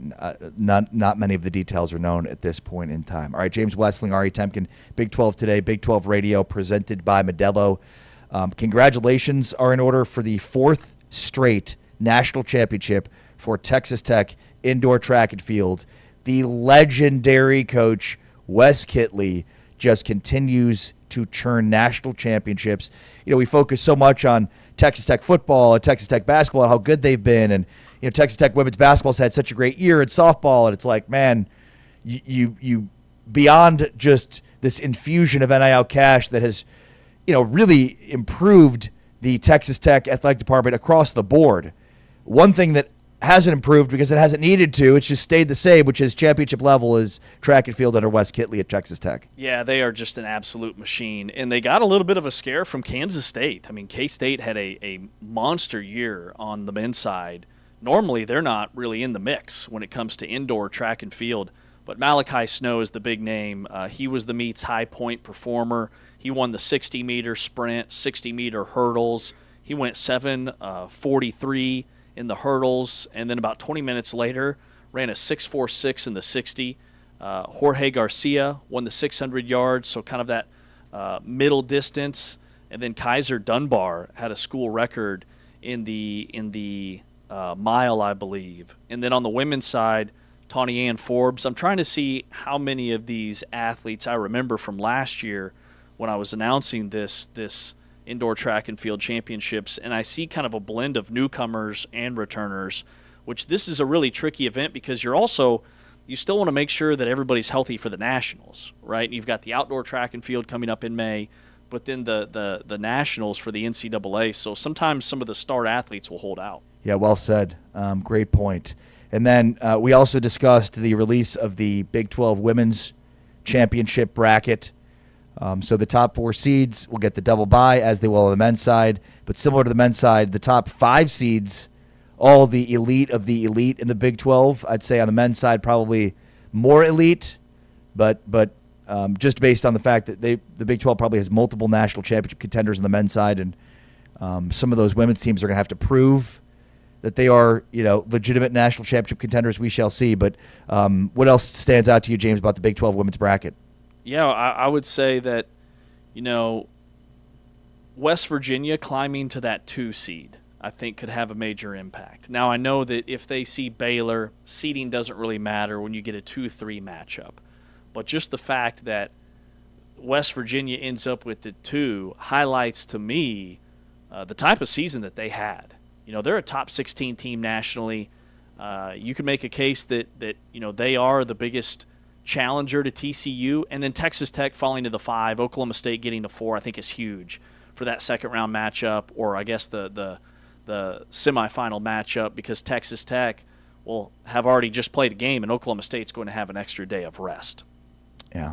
All right, we're back tomorrow. We're starting our spring preview series, a little spring cleaning with Texas Tech tomorrow. Plus, of course, we're talking about Big Monday. That's all on tomorrow's show. Thanks to Anthony Smith, our producer with Big 12 Studios. Thanks to Taman Turner, T-Chains, our producer here with Tune In. Thanks to James Wesley, I'm Ari Tepkin. Big 12 Today, presented by Modelo. Back tomorrow. But for now, we're out. Peace.